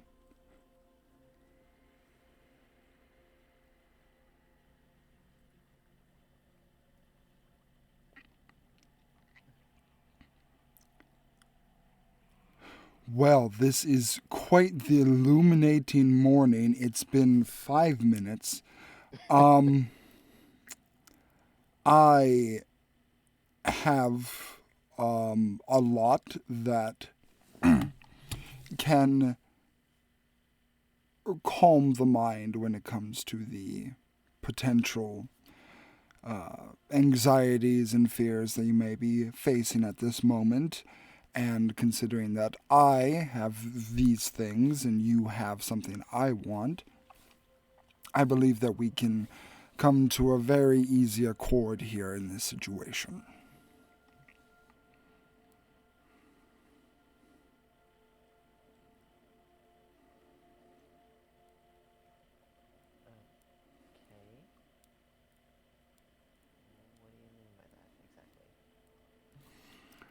Well, again, you are experiencing a lot right now. The separation, the potential revelation of your new standing. And I wish to understand more of the situation that befalls my sibling, my sister. I wish to understand this a little bit more and understand what happened to you and yourself, I should say. Right. Yeah, sorry, I've been kind of hogging the limelight a bit. But yeah. Everyone gets their time to shine.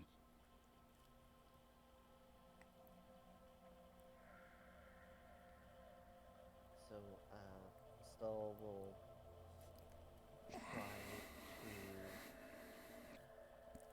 extricate herself from the gaggle of giant dog and human hug. Leanna will let her go. Uh, then she's gonna head over to her other self and again gently, calmly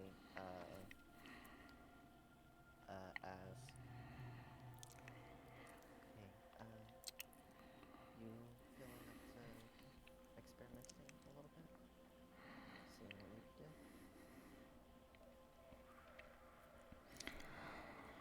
You don't want to. I'm just asking. I can try.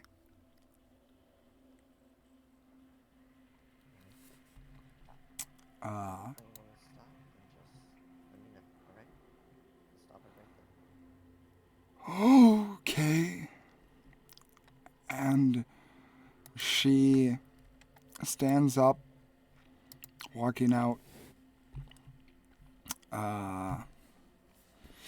She kind of looks at her hands for a moment and looks at everyone else, thinking and attempting to do whatever she can. And you notice her look over at the blink dog, oddly enough. And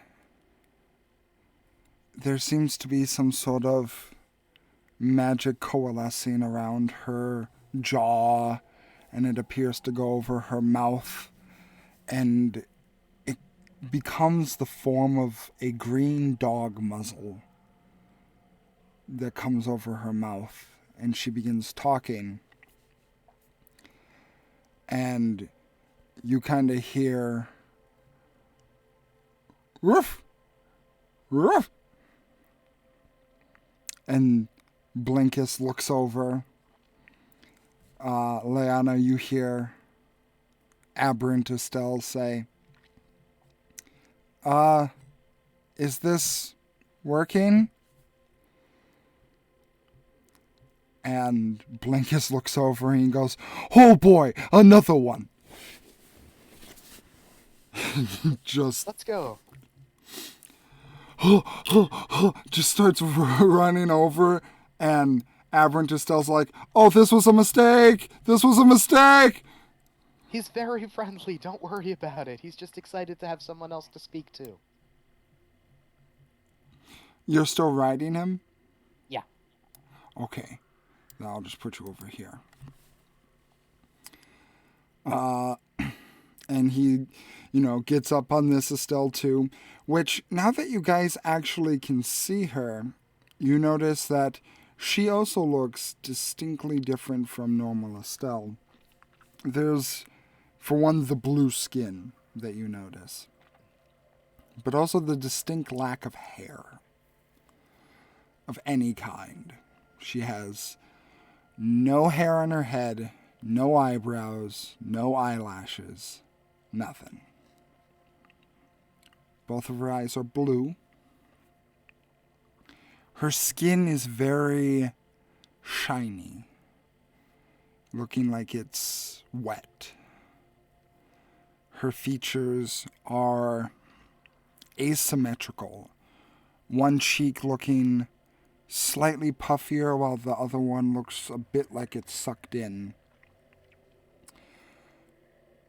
But it rotates and changes. As it first appeared that way with the left cheek being puffier and the right cheek being sucked in, a few seconds later it appears the right cheek is puffier and the left cheek is sucked in. And her stance is, for those League of Legends fans out there, it's very similar to Jhin. Or if I'm thinking of the right character, the dude that's obsessed with the number 4. That is indeed Jen. Okay. Yeah. Kind of Quasimodo-ish with one shoulder up higher than the other one. A very asymmetrical stance. A bit unsettling and a bit unnatural. And despite the fact one shoulder is higher than the other one, she's not standing like a hunchback with her head like downward. It's still straight up, which is a weird combination to be mixing that she has at the moment.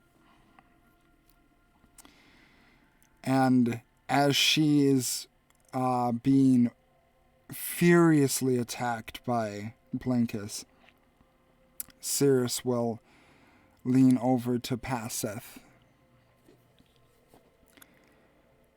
So, yeah, this shit's kind of fucked. Yeah, I don't think, I mean, I'm certain I've never been around when a new queen, I mean, that's just unheard of.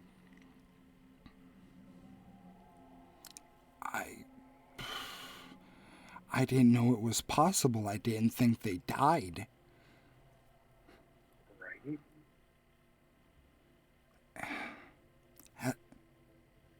Maybe they.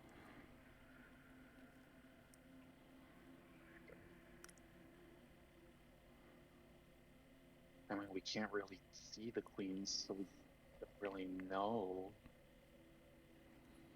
if she's fall. Does that mean that she just replaced the fall queen? I mean, I can't even. I've never heard of anyone replacing Titania before. I mean, for as long as I remember, it was her and her sister that started this whole thing. I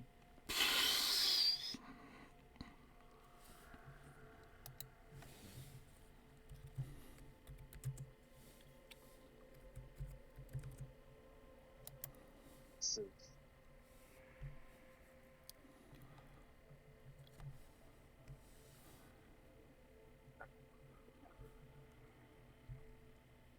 this close. She doesn't look like she would be a queen. They're usually a lot more extra than regular elves. I know, I mean, she's great and all that, but at the same time, if she's a queen, oh man,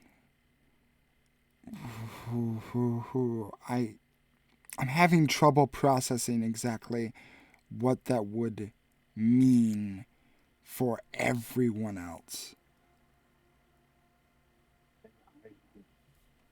You would have no idea.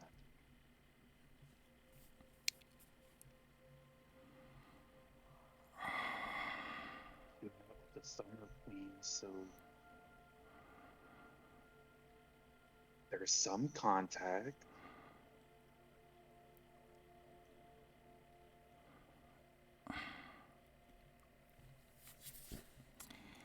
I I don't know. I am way out of my depth here. I mean,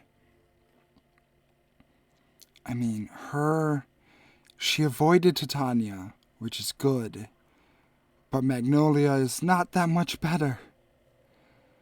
And if she is seen as someone that is going to be encroaching on their authority, oh, God. And if the Unseelie if the Unseelie Queen hears about that, I can only imagine what she's going to try and do in the Winter Court to try and start taking that over.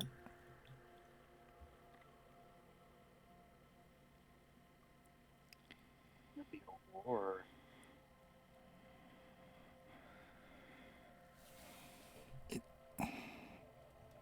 It's not a... And Sin's on his way.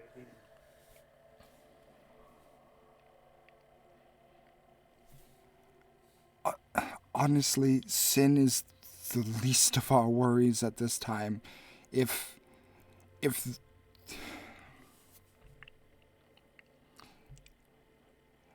Titania and Ignia meet, it's not a war, it's a genocide. No one's getting out of that.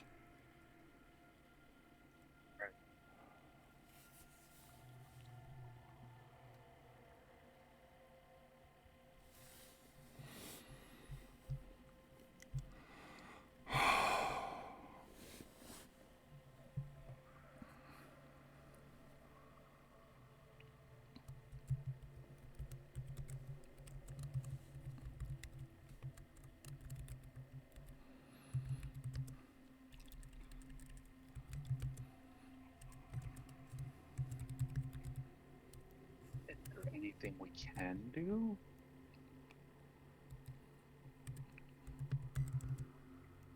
I mean, we can tell her not to go to the Feywild anymore, but that's... What if that happens just randomly? What if that just... Oh, whoops. Or some asshole wizard just decides to banish her and she goes... Oh man, what would that spell do? Brings you to your home plane, but is it here? Is it there? I mean, her form before was a mixture of celestial, fey, and material, so technically it would be all three would be her home plane. But now that she's just fey, I would assume it would just be the Feywild.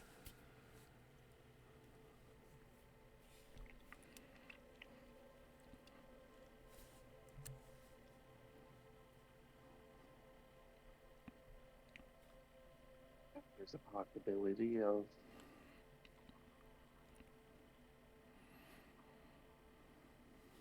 If it's a mixture of three, then why are there only two?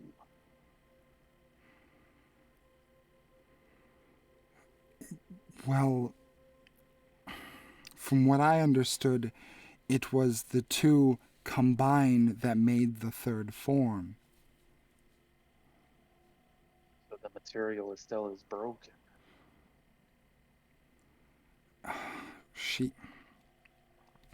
They baked a cake and then removed the flour and egg and separated it from the cake.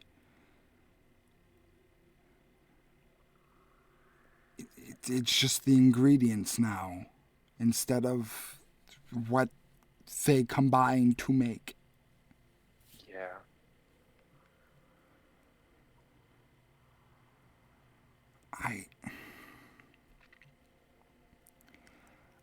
I don't know. I don't know why I got teleported into a goo realm. I don't know why Estelle decided to do this. I am out of my depth at this moment. I am so out of my depth. steal it all. With that, he kind of just looks at her, and there's just a look of disappointment in his eyes as he just stares in the distance.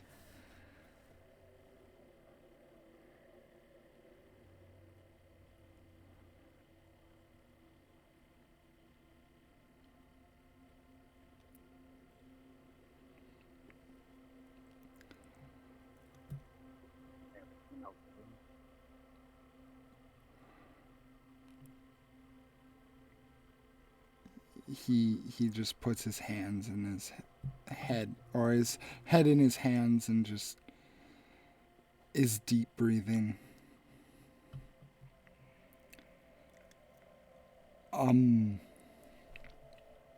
Leanna, I don't mean to be a bother,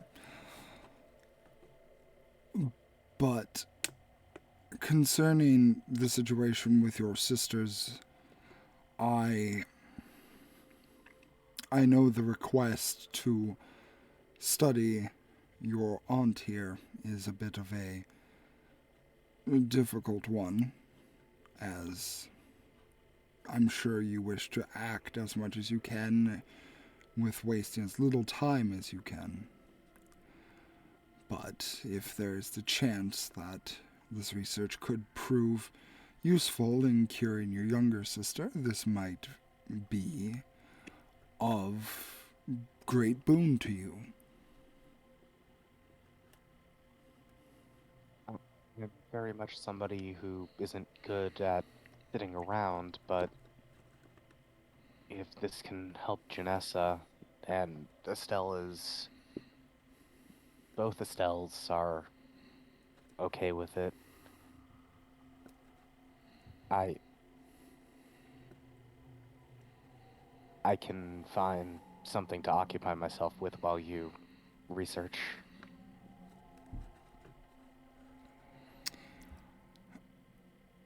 And it is also good to note that even if the research that I perform is unfruitful in its findings in terms of how it might cure young Janessa, there is always an alternative that I know will work.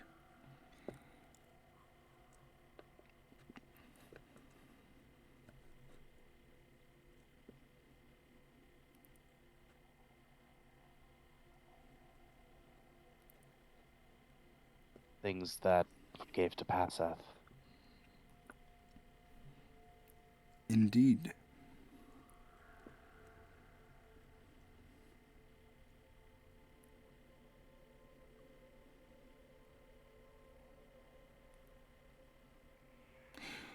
So don't let the idea of this research possibly not succeeding ail your mind, as there is always a plan B.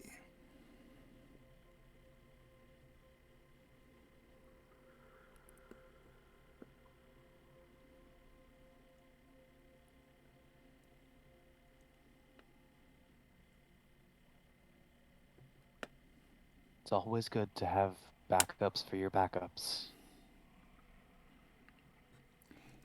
Indeed. And he kind of looks at Blinkus and is a bit off-put, but says, Estelle, Estelle's, I guess this is, again, a confusing moment for you both, but I do believe that given some time and some research over your condition, I can possibly either illuminate the situation a little bit more or perhaps illuminate others. And if all goes well, I should be able to spare a few more of my resources when you do decide to leave.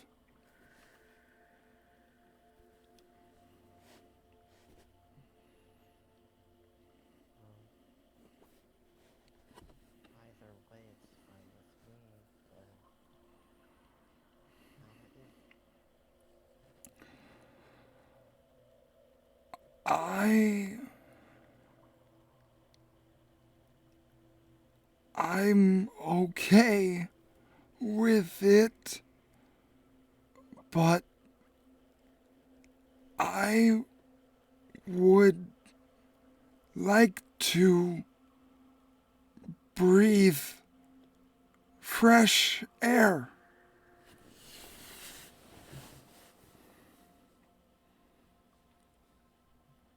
Alright. So let's go do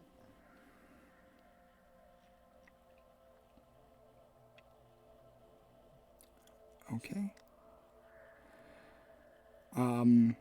Passeth and Leanna, are you going with them or are you staying down in Longstride's cavern? Leanna wants to try again to activate the Asimar form that her sister had, or has, and Estelle had. Okie doke. What are you doing to try and activate this form? She's going to, despite what she just said about not being great about sitting around, she's going to try and, well, technically not be sitting around. She's going to try and do one of the things that helps calm her mind. She's going to put on a performance for herself. Okay. Okay. While you do that, roll a performance check for me, and pass Seth, what are you doing? He is flabbergasted. He is confused. So he's gonna do what he does to try to help clear his mind and work. Before I roll, I want to double check and see if I would have advantage on this. Uh, are you doing anything in particular that would give you advantage? From the Ah, circlet. yep, that's right. This is a charisma check against any creature. I would say you are trying to. I would say that this.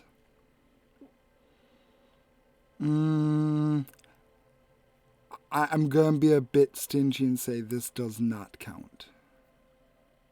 I wasn't expecting it to, but I wanted to double check just in case it did. Okay. That is a 21. 21. You melt into your form as a part of the performance. The juggling, the acrobatics, a combination of the two. Getting kind of lost in the routine. There's a calm that enters your mind. Similar, but not the same as the calm that reached your mind when you went to sleep last night. And the performance is done without a hitch. But in terms of activating any celestial blood, it doesn't appear that that occurs.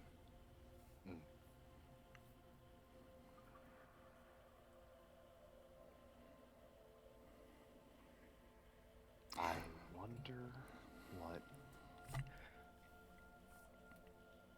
wonder what the Mad Maestro or the Resplendent Promise did to Alayla to allow her to do that.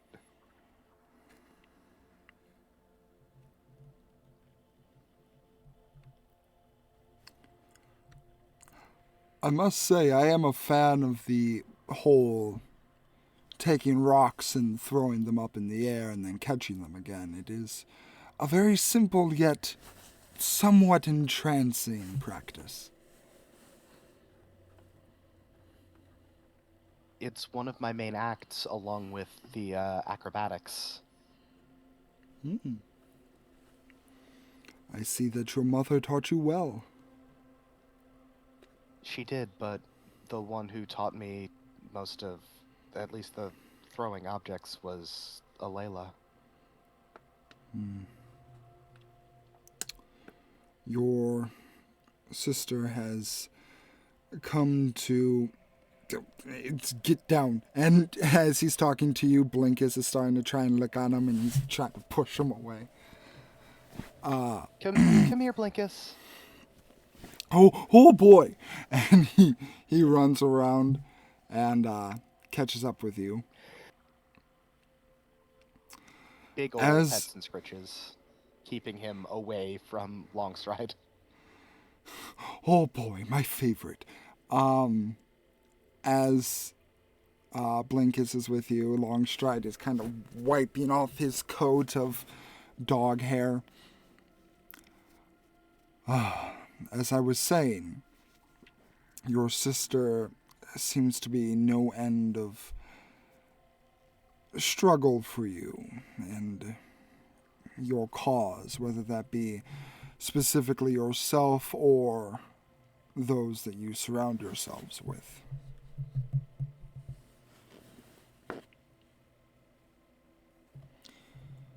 She's doing all of this because she wants to help Janessa as well and feels that it's the right way to do it. She's wrong, but she's doing it out of love.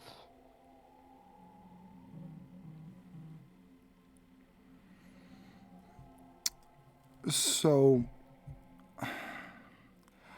I already put you through the ringer when it came to my questions yesterday, and let me make it clear, as she is your sister, she is my niece, she is my family as well. I do not take this lightly. However, I am aware of the customs and laws that the land holds, and while I myself am not the most abiding citizen, I do respect them to a degree.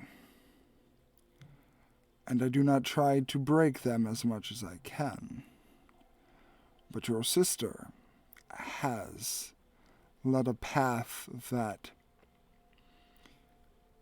even if her mind is not her own, would still be for those who have suffered at her hand to call for justice to be enacted upon her. And that call would not necessarily be unwarranted.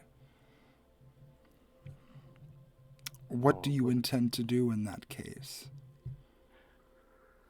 Everything I want to take one step at a time. I want to stop her. I want to make sure that she is safe.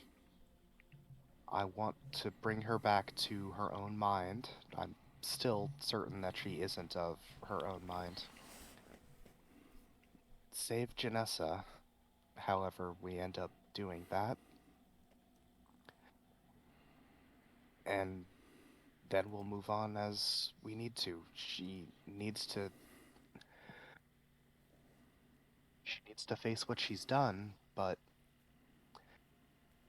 I want her to be alive and everything. I want her to be able to be herself again.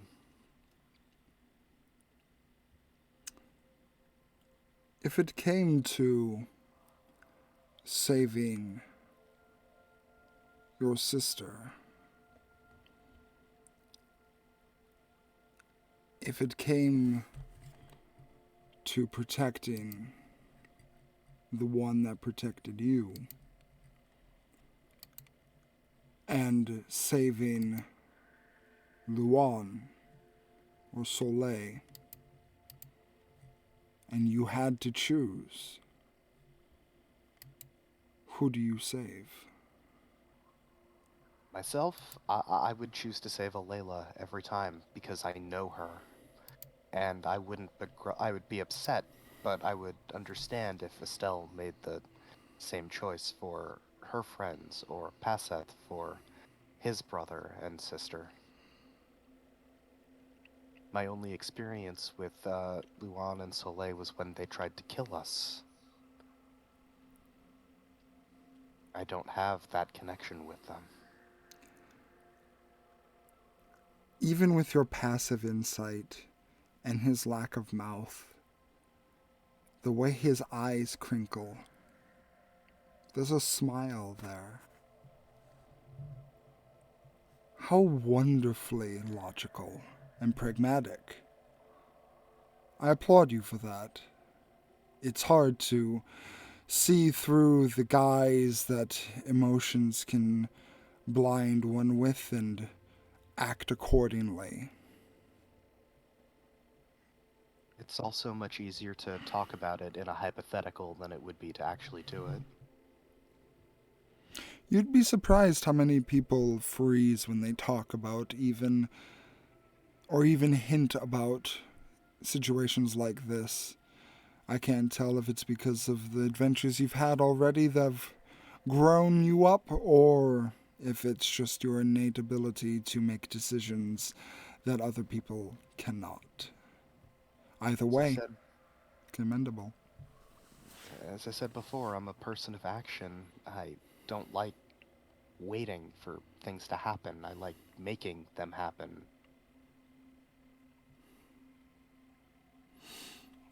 Well, then you may be happy, at least somewhat, that as of last night, there is one last working theory that I was able to conjure.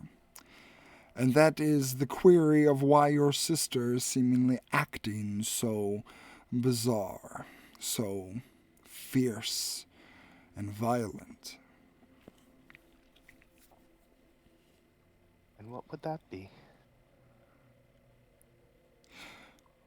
As an illithid myself, I am more of a creature of the mind and the psyche. I understand how one acts and why they act. It is spurred by the brain. However, in the land of Tiān 2, one dictated by the fairies and the fae, the mind is not the dominant. It is merely a tool used by the heart. An exercise of the soul, if you will. And as I peered through your memories, and I saw the way she acted, I saw even from a young age there was something inside of her.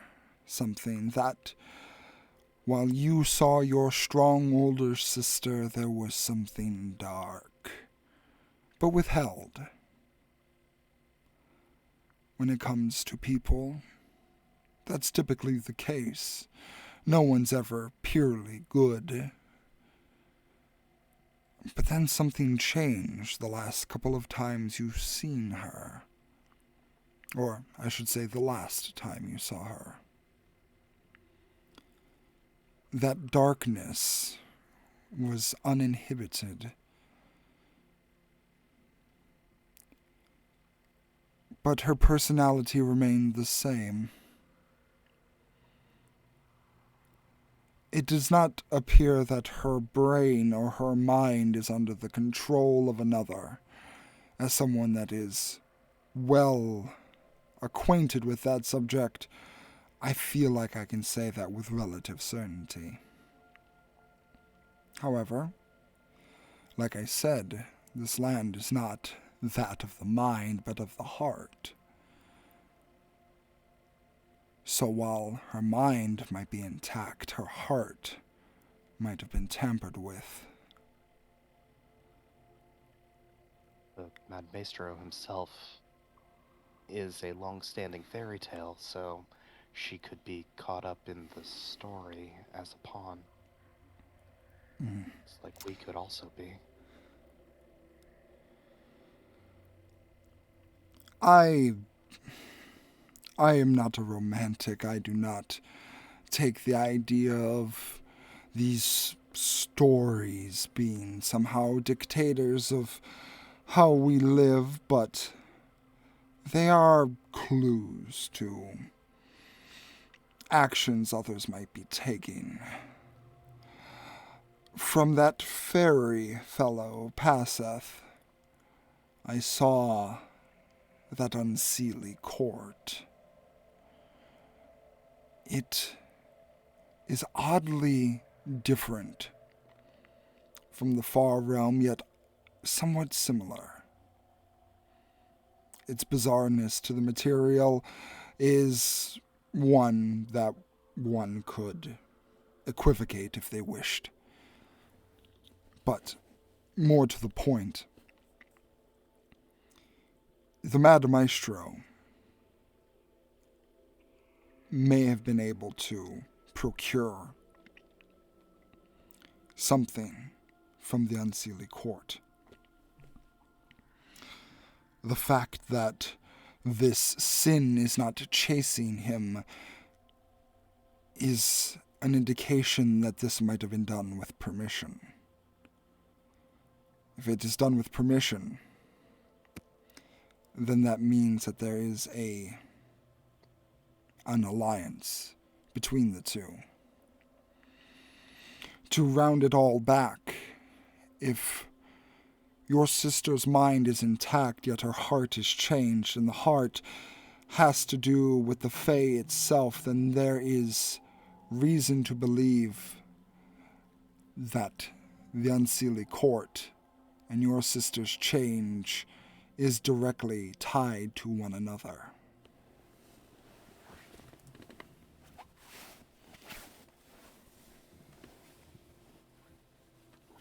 That would be terrifying.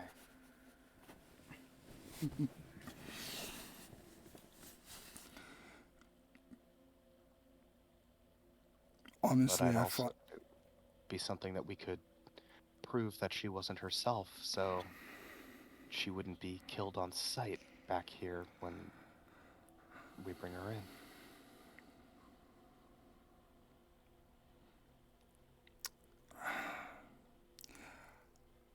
I will allow you to define your philosophy however you wish. I am not here to force you to believe anything. I only wish for you to possibly entertain the idea that people change.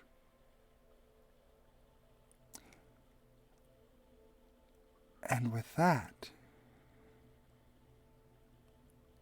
we head up with the Estelles.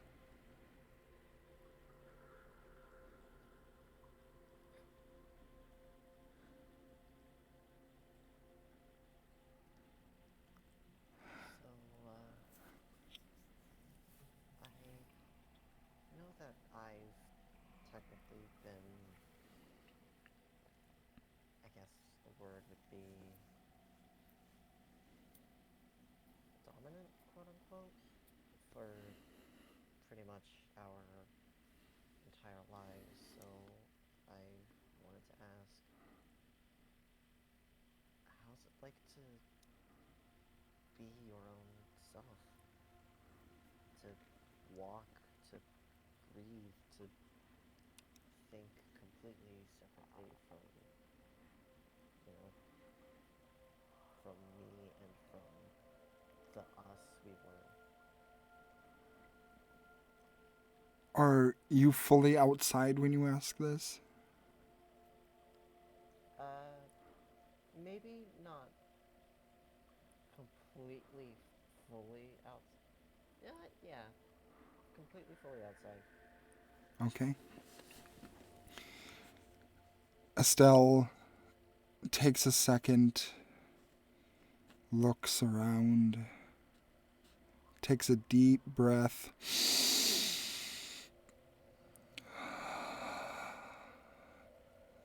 the morning air blowing against her skin and the sunlight shining off of her reflective skin as she turns to you. It feels nice.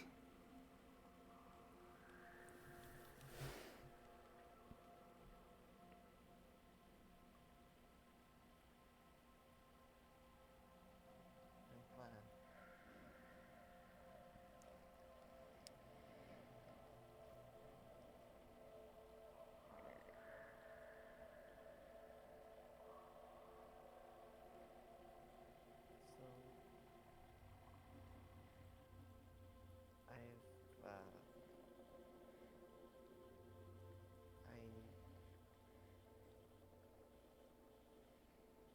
oh man, there are so many questions. Well, actually, I've been asking a lot of questions. Do you have any questions for me, or anything you want to do, or absolutely anything at all that you want to share? She looks at her hands, palms, and then the back of her hands. And then she looks at yours. And then she reaches out and tentatively grabs your hands. Examines them.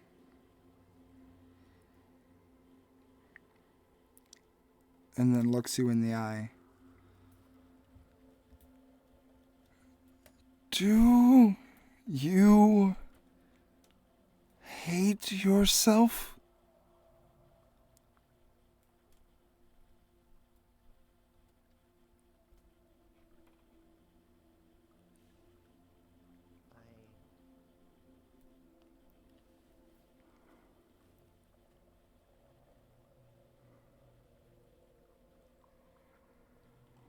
Sometimes, yeah, I'll admit.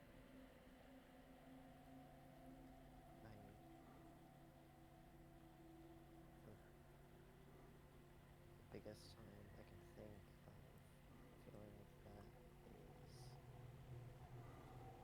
after Soleil and Minot left. I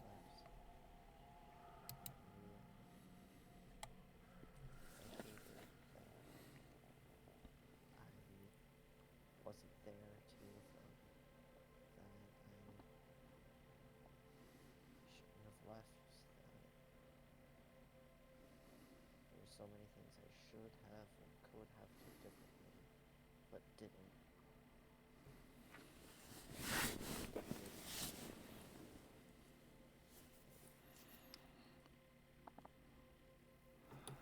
I didn't feel like that for long, because Nether's kind of helped me get out of that. But yeah, I can say I have.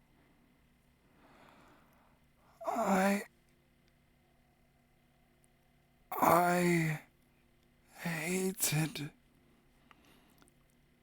that they never saw what I had tried. The effort to protect, to show them how I cared.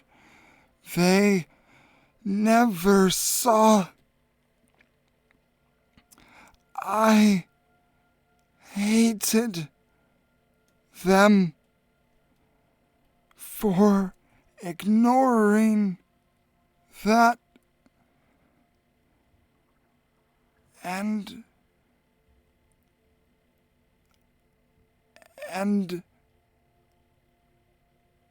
hated myself for falling for it.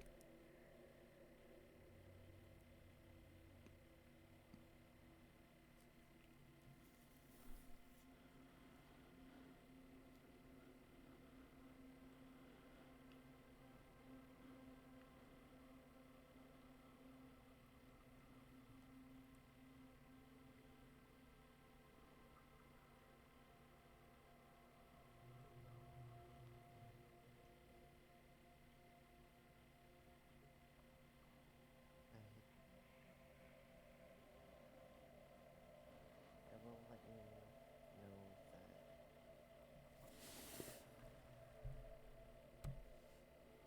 please just, if there's any time that something's weighing heavy on your mind or your heart, just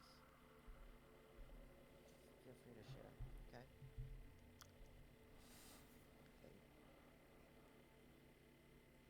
I may not have known it, but somewhere deep in here, and she taps her forehead as she says here, somewhere deep in here, you were there helping me when we were put together. So now that I know you're here, if there's anything I can do, just let me know, okay? I want to repay that. She shakes her head side to side.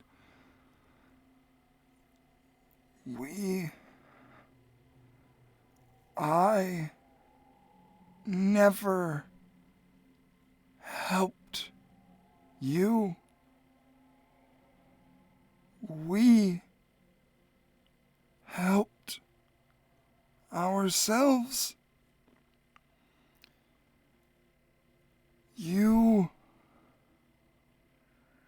owe me nothing.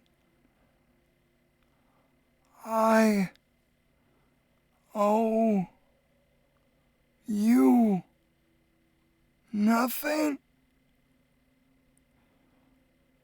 But I would still like to be your friend.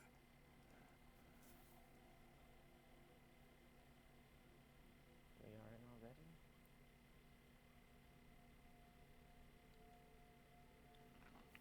There's an honestly inquisitive look on her face as she's pondering that question.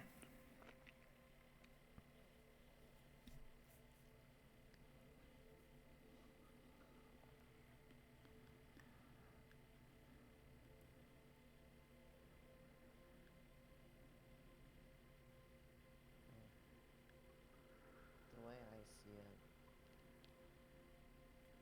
we may have been Estelle together, and now we're separate, but that that doesn't mean we aren't close, you know? Now that you are here, physical, you are your own self, you know, why would that mean we're any different? We're the same yet different, so let those, as the weird saying goes, differences attract. So who cares if we're, you know, wildly different people separately? Doesn't mean we still can't be friends. Still doesn't mean we weren't friends.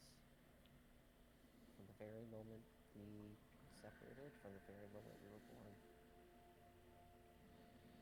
we're here for each other. You for me and me for you.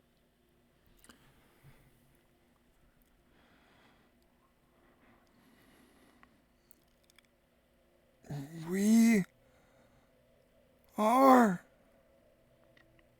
And she takes your hand and she slowly pulls it upwards as she stands beside you,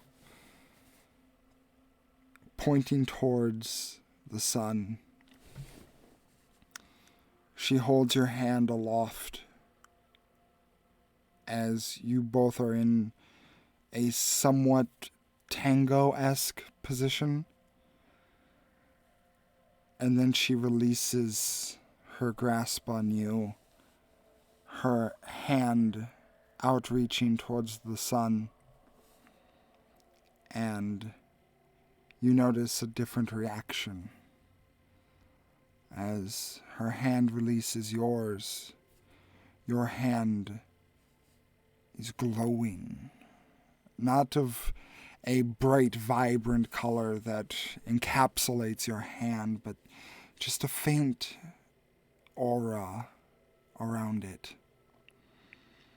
One that feels of life and feels of experience and opportunity, a pleasant glow. But you see, a slightly opposite effect as the other still reaches out her hand, and as it's bathed in this sunny glow, it's like she has to fight to keep her fingers extended. Not harshly, not like her hand is being crumpled inwards or anything, but like they're being slowly pushed back, and she has to readjust every few seconds. And she looks at you and says,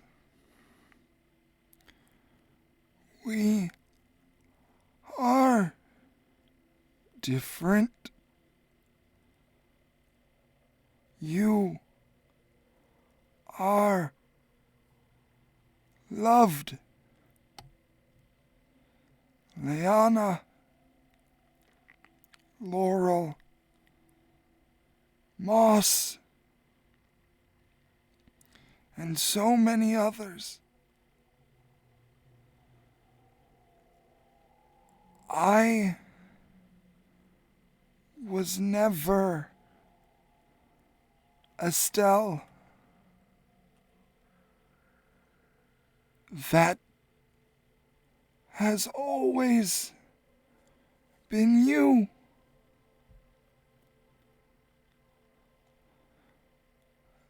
And now," she looks towards the sunlight,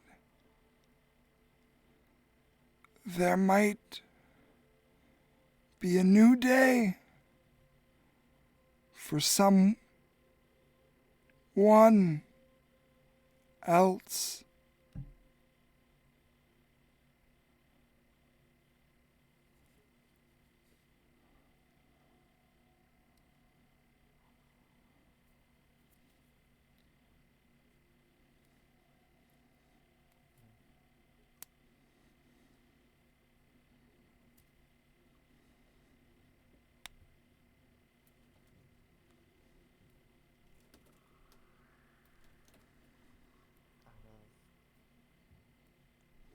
Out of all that you said, yeah,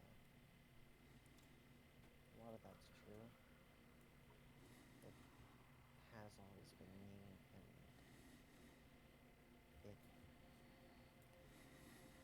has always been everything. But one thing that I will correct you on is you never being loved.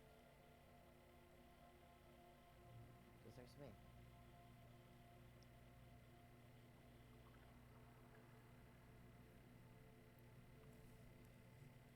She looks back to you, and there are tears running down both of her eyes.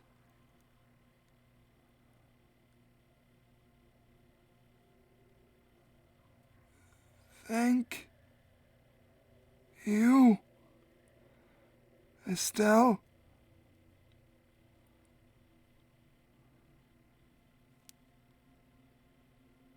Here's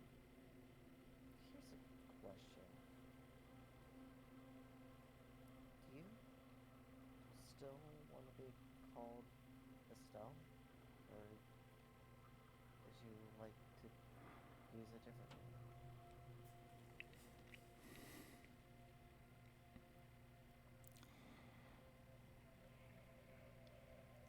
I don't know. But I would like to try and find out.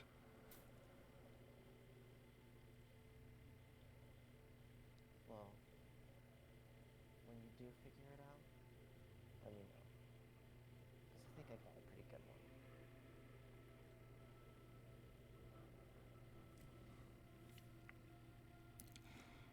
She gives you a hug. She hugs herself back.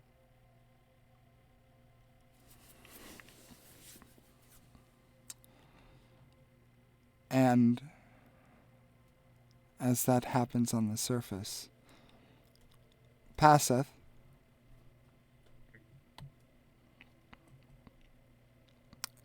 you're just tinkering away. I'm working on my new suit of armor. Okie doke.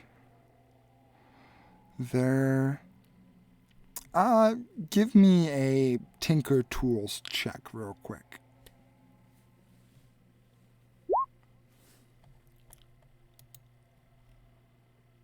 Ooh. Yeah. As you begin work and just focusing and pushing other stuff out of your mind, you are fast at work at this new creation that you are working on. A beautifully started new suit of armor. It is almost operational. There are a few kinks and bugs that you're still working out, but for the most part, sweating and toiling and focusing is helping. There is a question, though. I need you to roll me an intelligence save.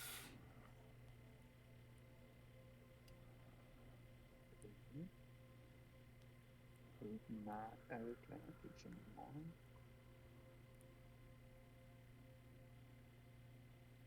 15. What is your spell save DC? I believe it's 16.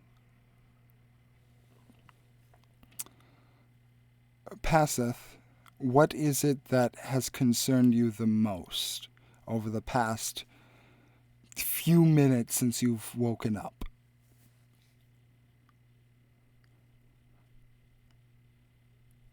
Family back at Wild.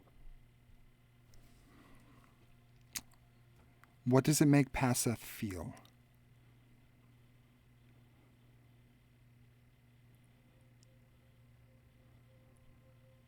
I would say scared, but actually probably angry.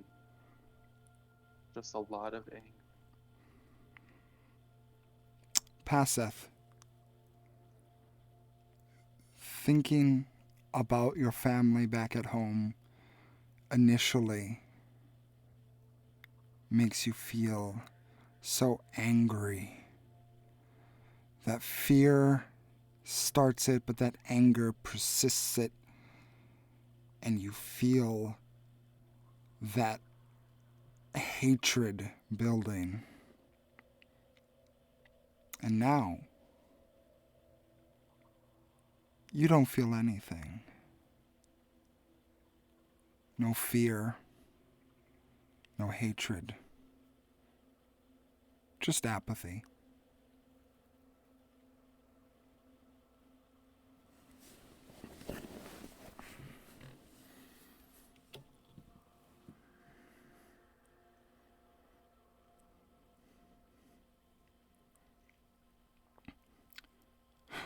Oh boy. I see you're at work there. What are you working on?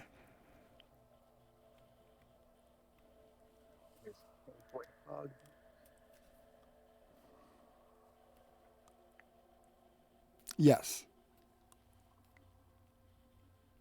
Sweet. Well, big buddy, I am working on something that will protect me.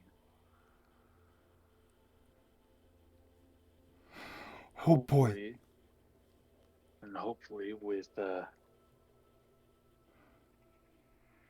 with these new adjustments, I can help protect my other two friends as well. Oh boy. It's always good to protect. It's always fun to protect. Ain't that right?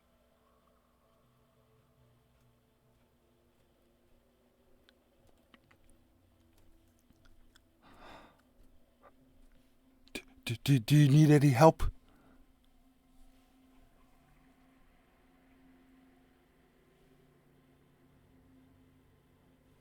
Yeah, know what? I would love for you to be able to hold this, and I like place half of the barrel on top on his back.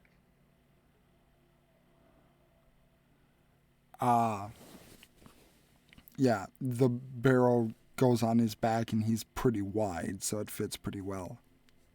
Yeah.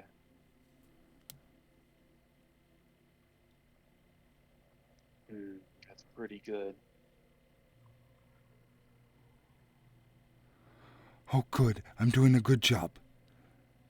Yes, you are. And while it's on his back, uh, I'm just doing other things, just just giving him a thing to do. He is wagging his tail and he is enthusiastic that he is doing a job correctly. Yeah, he's a good boy.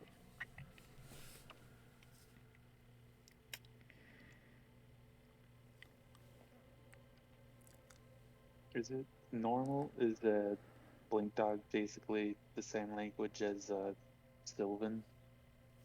Or is this weird to me? Yeah, blink dogs can understand Sylvan, but they normally can't speak it.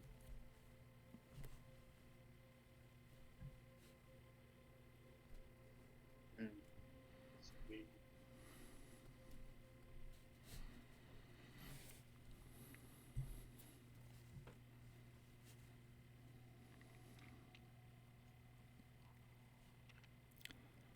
Hey, Cyril. Cirrus. Or Cirrus. Yeah. I Cirrus. yeah.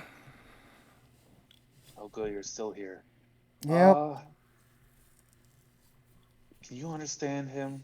Because for some reason, I can. I don't know. Mutt, say something. Oh, I'm here.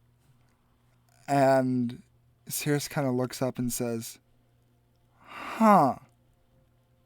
That is weird. I guess just throw it on the fucking pile for today."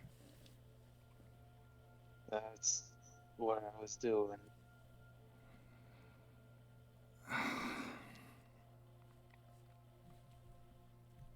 Leanna, or well, you already understood him. Um, Longstrider, could you understand that? I already understood what he was thinking, so yes. I don't speak his language, it's a bunch of barks and yips, but I understand the process in his head. I wonder if my circlet is helping everyone?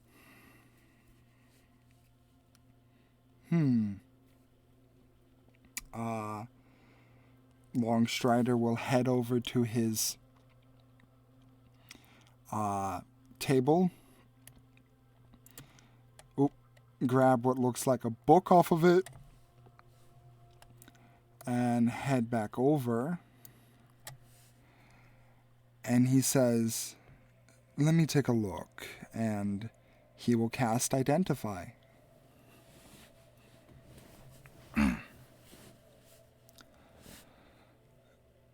It looks as though the circlet itself, while contained with some ancient Fey magic, is purely one that affects the user. And it appears that there's a curse to it as well. Curse? Should have known that there was some sort of catch.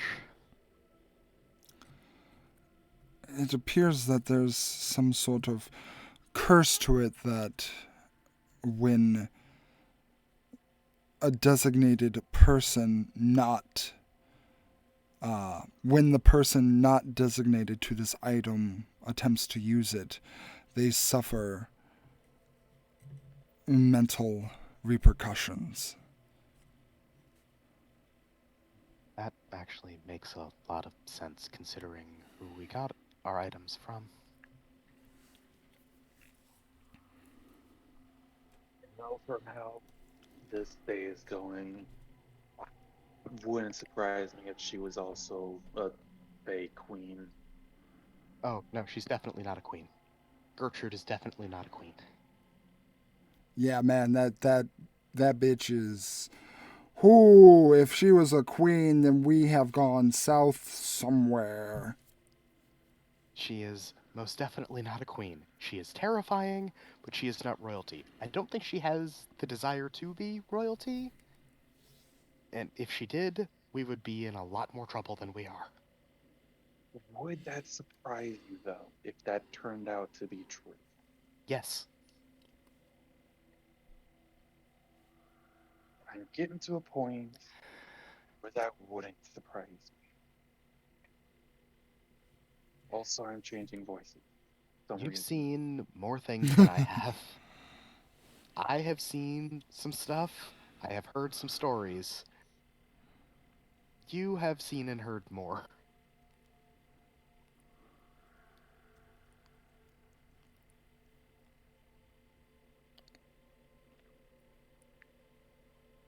Yeah, again, that wouldn't surprise me at this point.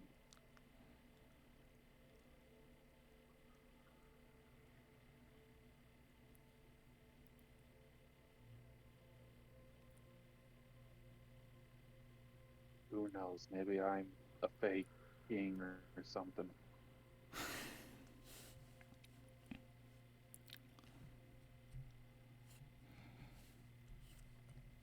Yeah, and I'm the king of Tiān too, whatever. Now, how the hell am I Nobody's seen getting the king home? for a while, so maybe. That would be Eh, hilarious. yeah, I've seen that queen. She's not my type. Anyway, how in the hell am I going to get home? Cause like this is all fun and whatnot, but you know, old tentacly face over there is starting to really give me the creeps, and I'm really missing home now. I Yeah. guess we need to wait for the Estelles to get back?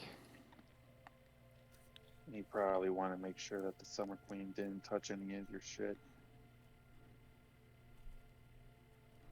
He kind of just his face goes white at that. Oh no, she was at my house. Oh gods. Fuck. Oh god, do you think she raided my liquor cabinet? I don't think she would Uh, care enough to raid your liquor cabinet. If she wanted it, she would have already had it. They're fucking spiteful, okay? They would do petty shit like that. Passeth, back me up on this one. Yeah, for sure. But also, it's the Summer Queen, so it'd probably just catch on fire. Fuck, she burned down my house! I don't think so. No, like it's. That's right.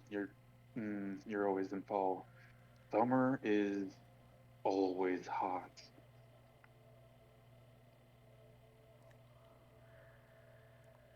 I know The of a Summer place where it's Queen. usually very cold, so I guess there's a place where it's usually always hot. The Summer Queen is the embodiment of summer. She is Still the don't. temperature around her just goes skyrocketing up. You keep saying summer. I've never experienced summer. Um, you know Estelle's normal outfit is very green. Yeah, Imagine all the leaves were still on the branches and green like that. okay. I can picture it, but it doesn't really mean much.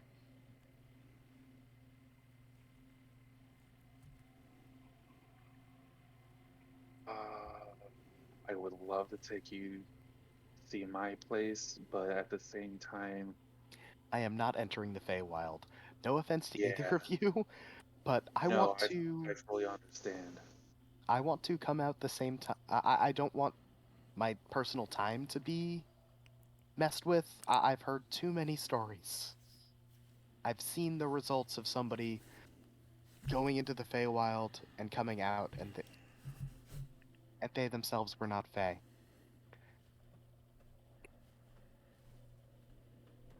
We met a child when this whole thing started. Estelle gave him something. Maybe 2 months later, we met an old man. He stepped out of a portal waving an iron dagger. This was that same child from a few months previous. He was still alive after the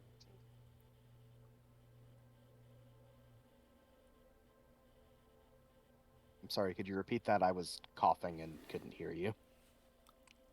The fact that he survived the Feywild is a miracle, but I suppose if he had an iron dagger, that makes a lot of sense. Kid, I guess I say kid. Guy was basically completely feral at that point.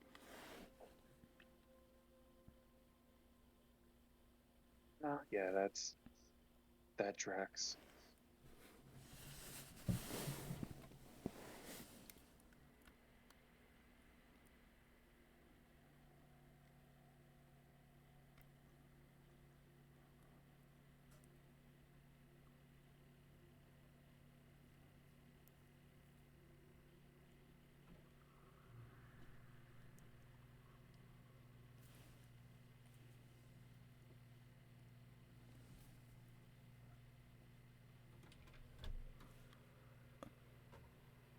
It was a very weird morning,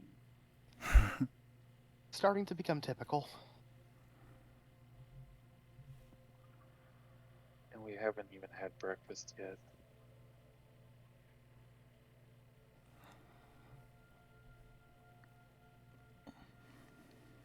Yeah.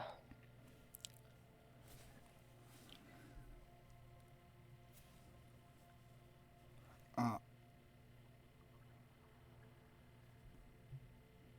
so, I would say at this time, the two Estelles do make their way back downstairs. I'm gonna, if you guys don't mind, I need to pause, so I'm pausing the recording and I'll be back in just a few minutes, okay? Okay. All right, perfectly fine. Trapped out, so I need to deal with that. Okay. Uh-oh. That's So fun. I'm going to. Hey, I stopped. Sorry with the impromptu point in the session here where I had to pause due to some things that are currently going on. I kind of need to end the session early tonight. I'm sorry, guys. But I would like to thank everyone for watching. I would like to thank you, my players, for playing. And we will be able to get to this next week. Thank you for running. Thank you for running and take care. Yeah, it was Life, still fun. life happens. Mhm. Have a good one. Have a good one. Have a good day.